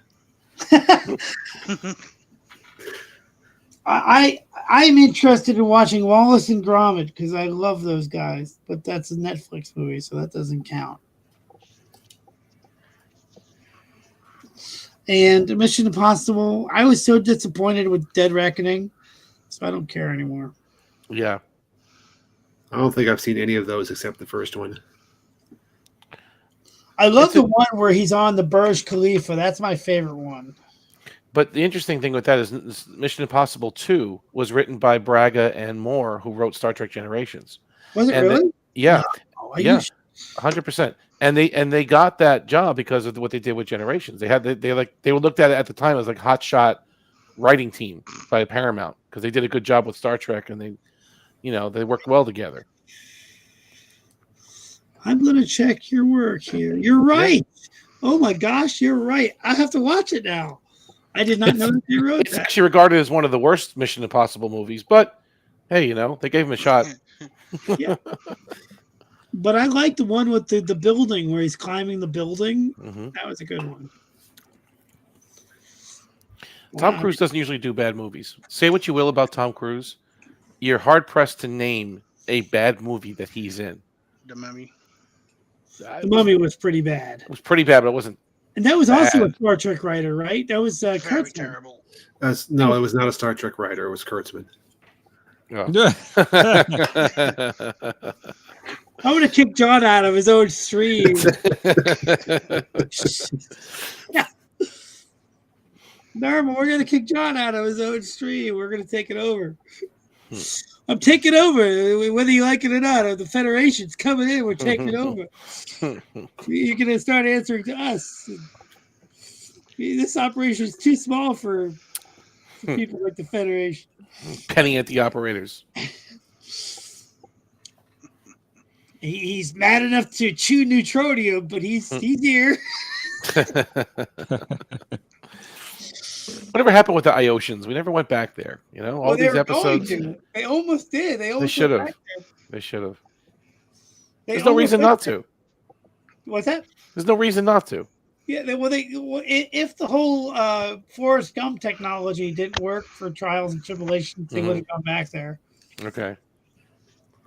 That's the story, is that they had a backup plan. If they couldn't get the Tribble episode to work, they'd just go back there and find that all the Iosians had become Star Trek fans. Which I thought was clever. Well, that episode on Enterprise, the communicator, that was interesting, right? Yeah. I remember somebody many years ago wanted me to help them write a Star Trek fan fiction, and because I told them something about Star Trek that they didn't know, and they wanted to set it in a different galaxy, and I'm like, that's not the point of Star Trek, and that's why Voyager doesn't work, because it doesn't matter once you forget the humanity of Star Trek, once you forget about Earth, once you forget about the individual missions. If they're just trying to get home, it doesn't matter how far away they are. That's not the point of Star Trek. The point is the aliens look human, not only because it saved them money and they didn't have to worry about the special effects, but they also were versions of humans. They had human problems, and I mean, the whole point of Let There Be Your Last Battlefield was not racial discrimination. It was hatred, that even once they realized that their differences were petty, they still hated each other because the hatred bled through whatever issues there were.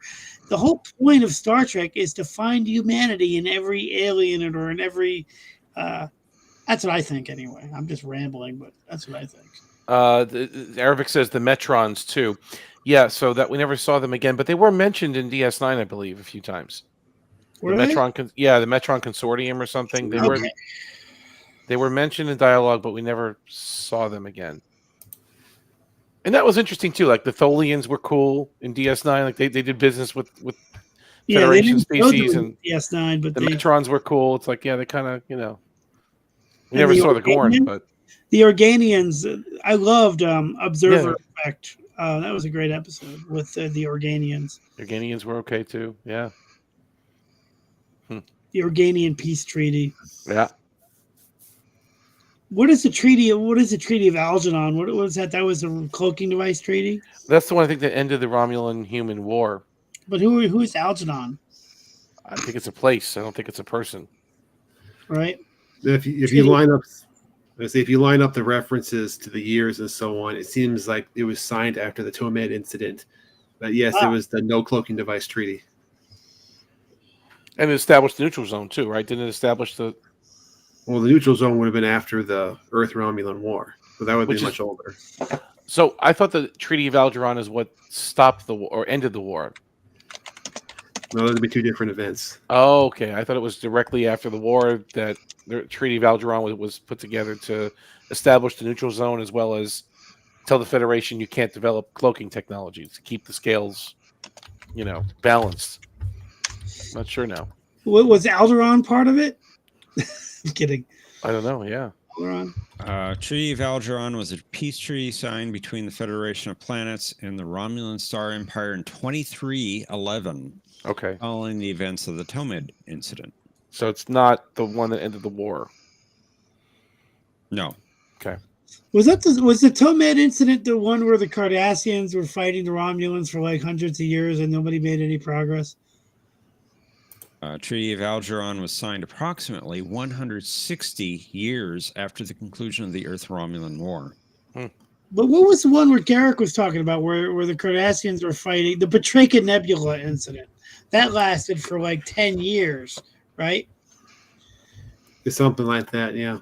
In the Pegasus, Admiral Pressman mentions the Treaty of Algeron, and Picard says it's kept us in peace with the Romulans for 60 years or something like that. Right. Yeah. Federation signed it in good faith. Torment Incident was a confrontation between the United Federation of Planets and the Romulan Star Empire in 2311 that cost thousands of lives. Incident led to the signing of the Treaty of Algeron, which banned Federation research into or use of any cloaking device and led to the withdrawal of the Romulan government from interstellar affairs until 2364. When the Neutral Zone aired on TNG, and then they say, we're back. We're back. Yeah, it's continuity. It's amazing how that works, right? Indeed. When it works well.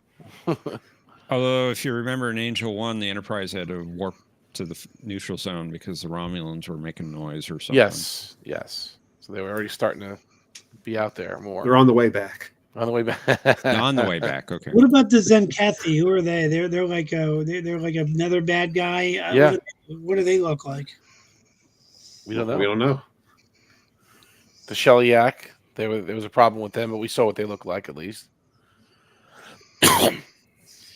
Sunbun says Algeron was a mouse. And the Talarians. Run them flowers.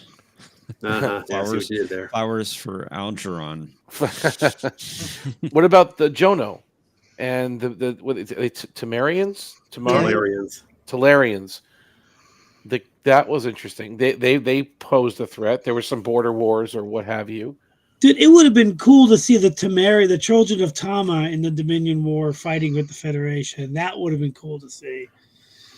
With those ships, that would have been cool to see. I'm so, even if they weren't part of the Federation, just to be allies with them would be cool.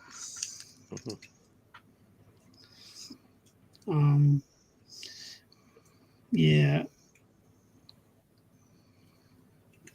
But what do you guys think? Who's the more interesting race? Klingons, Romulans, or the Cardassians? Those are the kind of the big three these days. What do you think is the most interesting? It's hard to say.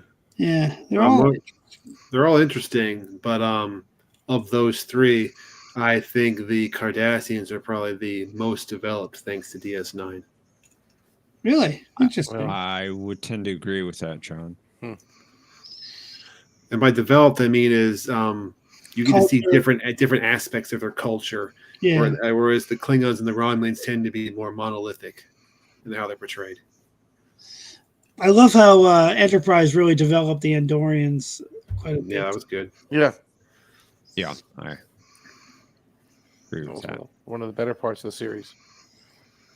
I was just watching Proving Ground, which is just fantastic. I really love the ending when Archer realizes what Shran did at the last minute, and he looks at the poll and he's like, "I've got some Romulan, Andorian ale if you want to share it with me." Great stuff.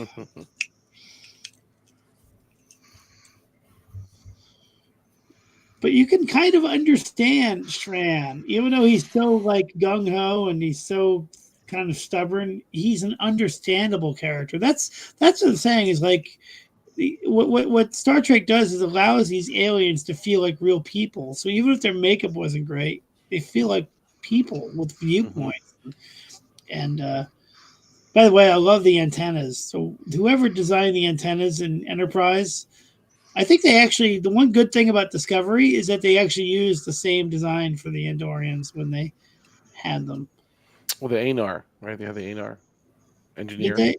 Did they had? I know they had Andorians show up in like one episode on a planet somewhere. Irvik says that Vulcans were the most developed. Maybe. But he says he's also biased. Yeah, to choose another race, it would be the Borg. As far as what? Developed. What's the most developed? Maybe being developed. I don't know. I disagree with that. Ferengi? Ferengi, but only the DS9 Ferengi. Yeah. So Klingons are pretty well developed. Yeah. especially because we got to see the last 3 or 4 leaders of the Empire. After what was that guy's name that died? Kim Peck. Kim Peck. Yeah, he was awesome, but he was still fat. And he was played by the same guy. Wasn't he played by the same guy that was in Voyage Final Frontier? General Cord. Yeah, it was the same actor. Mm-hmm. Yeah. I love how Star Trek reuses actors, good character actors. Yeah. The guy that played Mark Twain, I think he died recently. Did he? The guy that played Mark Twain in Time's Arrow, Hardin, I think his name. Him. Dude, he looked exactly like Mark Twain. Like, I read that he played Mark Twain after doing this episode. He impersonated him professionally elsewhere. Yeah. Like he looked exactly like pictures of Mark Twain. You can't even tell the difference. He's fantastic. He was great in the X-Files. That guy. But Yes, Jerry Harding. Yes, was the actor. Deep Throat. Deep Throat. Cinnabon says he thinks humans were the most developed. Yeah. Now, was he the guy in the neutral zone as well? No, When the Bell Breaks. Okay. Yeah, season 1. And he was in Voyager too. Emanations? Was he in 37s? No. Somebody was in 37s that played the co-pilot of Amelia Earhart. It's Tackleberry from Police Academy. That's right. That is Tackleberry. Yeah, you're right. Noonan. Yeah, Jerry Harding was in Emanations. I think that's it for Star Trek. Right? Was he Dr. Nira? Was he in Enterprise too, or no? That was it. You know what is kind of weird was in Dear Doctor, Phlox is writing to his buddy, and then you hear his voice, but the actor that they actually got to play him when you see him, it was a different guy. It's the same guy that played Bataille. Bataille, and he played Seamus in Fairhaven. Yeah, and he was also in the Office Space. And he was in The Fugitive and Office Space. Yeah, these are good actors. All these are good actors. Was he Milton in the Office Space? No, he was. Milton was. Are you talking about Milton was the guy with the stapler? No, Yeah, they were under stapler. no. He was the other guy that made the Jump to Conclusions map. Oh, okay. Yeah. But and then every time Star Trek does a Western episode, they always find it's different actors, but the bad guys are always like the same. You know what I mean? Like the bad guy in before he becomes Data, the bad guy in Fistful of Data is like the bad Paul guy. Mm-hmm. Yeah, he's so Frank similar to the bad guy in North Star, like just the way they look and act. They're always. They always find these similar archetypes for the Western episodes.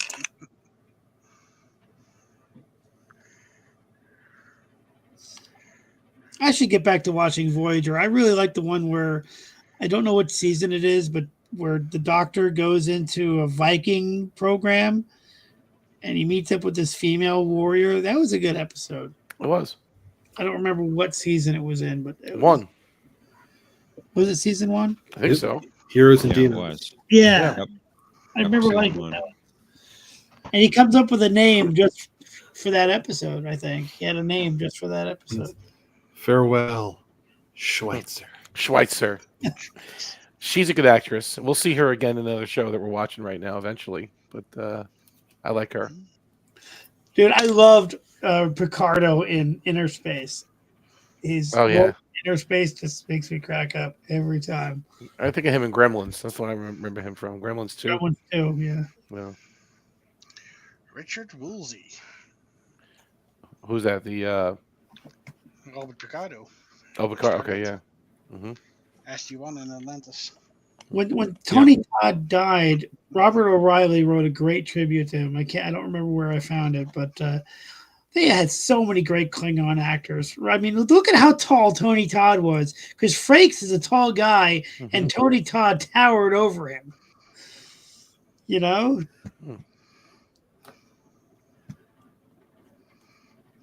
Yeah, it's true. And he looked like, and I loved in The Visitor how he walked the way Cirroc often walked. He had his mannerisms down pat. Oh, he's a great actor. Yeah, indeed. That's what he does. Yep. Yeah, he must have studied Cirroc's way of moving and just emulated it perfectly. I've been carrying you through time like an anchor, and now it's time to cut you loose. Great stuff. Yep. Now that you brought it, now that you had a few questions about it in the game, I'm gonna have to watch that episode again. The only thing I didn't like about that episode was some of the future stuff, like where Dax is like got old and Bashir's old. All the future uniforms look cheesy, but the story is great. I have no problem with the story. I like the continuity with the uniforms. That was pretty cool. Yeah. You know, I just don't like the future uniforms. I don't like them. I don't believe that all those characters would stay together on the Defiant. Well, if Defiant had been decommissioned, they brought it back out of mothballs. Right. But I'm saying it's like it just was a weird episode. I don't know. I thought they could have put a little more imagination into how they did it, but I guess they didn't have a lot of time to do it. Yeah. I think I'm heading to bed. Yeah, I think I'm going to go to bed too, a little early. Guys, thank you for great games. Thank you, Omni. Good to see you. You too. Thank you. Like I said, hello. Thank you for playing. Thank you. Yeah, Kristen said hello. I'm trying to get her to play. Yeah. Awesome. Oh, she'd be great. Would she? I mean, yeah, she's a big fan. So I think I know she likes the TOS the most, though, right? We were talking about that. But yeah, she'd be good. She'd be fun. We need more. We haven't had. Have we ever had a female player? A few times. Yeah, it's not very often though. But she'd be good. Yeah. And you guys saw the pictures of her, right? Did I share? Everybody saw her uniform. Discord, yeah. Discord, yeah. Pretty cool. Yeah, I love the picture of all four of us, Omni. Love the picture of all four of us. Oh, which one? When we're just doing a selfie with the four of us. With me. I don't think I posted that one. The one with Matt. Yeah. It's Matt, you, me, and Kristen. I didn't post that one. I can post it on Discord. I don't think I did. I think he I have a copy of it. Right, because he texted it to you and he texted it to me. I didn't post that one. It's a good picture though. I really like it. Yeah, no, it was good. It was good. It was a good day. We had a really, really good day. I had a lot of anxiety. She told me this weekend she had a lot of anxiety. So anxiety hits both of us, but in different ways. But it was a pretty chill. I think everyone was pretty chill there, right? Yeah. But that doesn't stop anxiety when you have. No, I understand. I know it's something at the battle sometimes. I get that.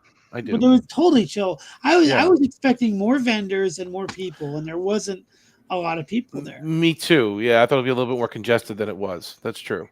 And they only had 15 vendors, and that was it. It wasn't many. It wasn't many. It was mostly autograph signing type of thing, and I kind of knew that because that's what that venue does. But I thought, and again, this is Star Trek. They should have some more vendors, but whatever. It was still cool. Oh, it's fantastic. Yeah, it was just. I love the way. Real quick before we go, I love the way they advertised it on Facebook. Before the advertisement was just white words on a black background. It just said, "Do you like Star Trek? Do you live in New Jersey area? You there on this date?" That was all the advertising said. Because there's no reason not to go if you like Star Trek. Yeah, those creation guys are pretty professional. Put those shows together. So this was a light one, but it was a good one. Yeah. Well, thank you, John, and thank you, Jeff. Of course. You're welcome. I'm going to watch a rerun before I go to bed.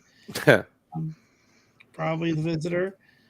Oh no, that's a little depressing before you go to sleep. But if you want to, maybe I'll watch a more exciting one. But I'm thinking the episode I keep going back to is Singularity. I think that episode is hilarious. I really like that episode. What's that? I really like that. Yeah, episode. it's so good. It's really good, and I love it. It's like the cat knows nobody more important than the captain. You know, so he needs to make sure he has a great chair. I don't remember the line, but it's carrots. That stupid soup. Yeah.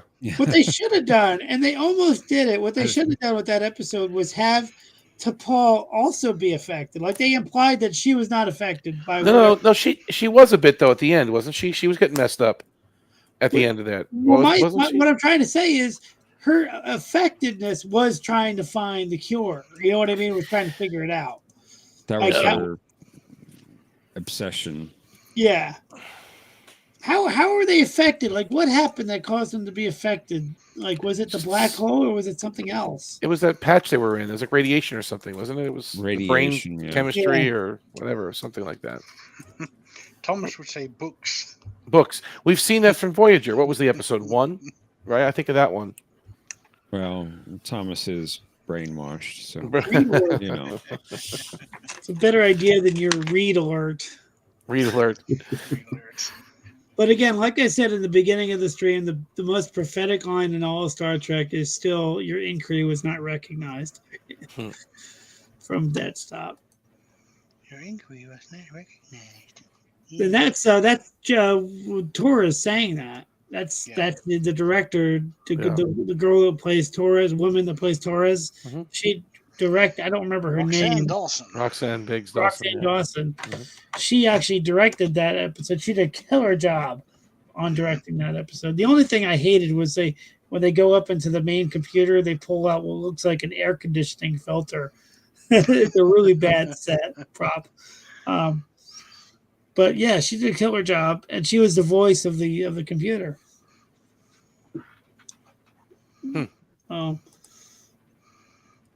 So yeah. All right. Well, good night, guys. Good night, Dominic, and good night, everybody. Good night, Mercer. Take care, Mercer. Patrick. Hey, by the way, happy Thanksgiving. Happy Thank Thanksgiving. you too. Thanks. Yeah. That's right. So if we don't have a show next week, that'll be it, right? This will be it for November. Yeah. Be it for November and a little bit of December. Thanksgiving's on the 28th, and then Yep. Okay. Thursday. Wow, it's coming quick. Oh my goodness. It is. Yep. All right, I'm out. See you later, Omni. Take care, brother. See you later. Later, John. See you later. How do I get out of here?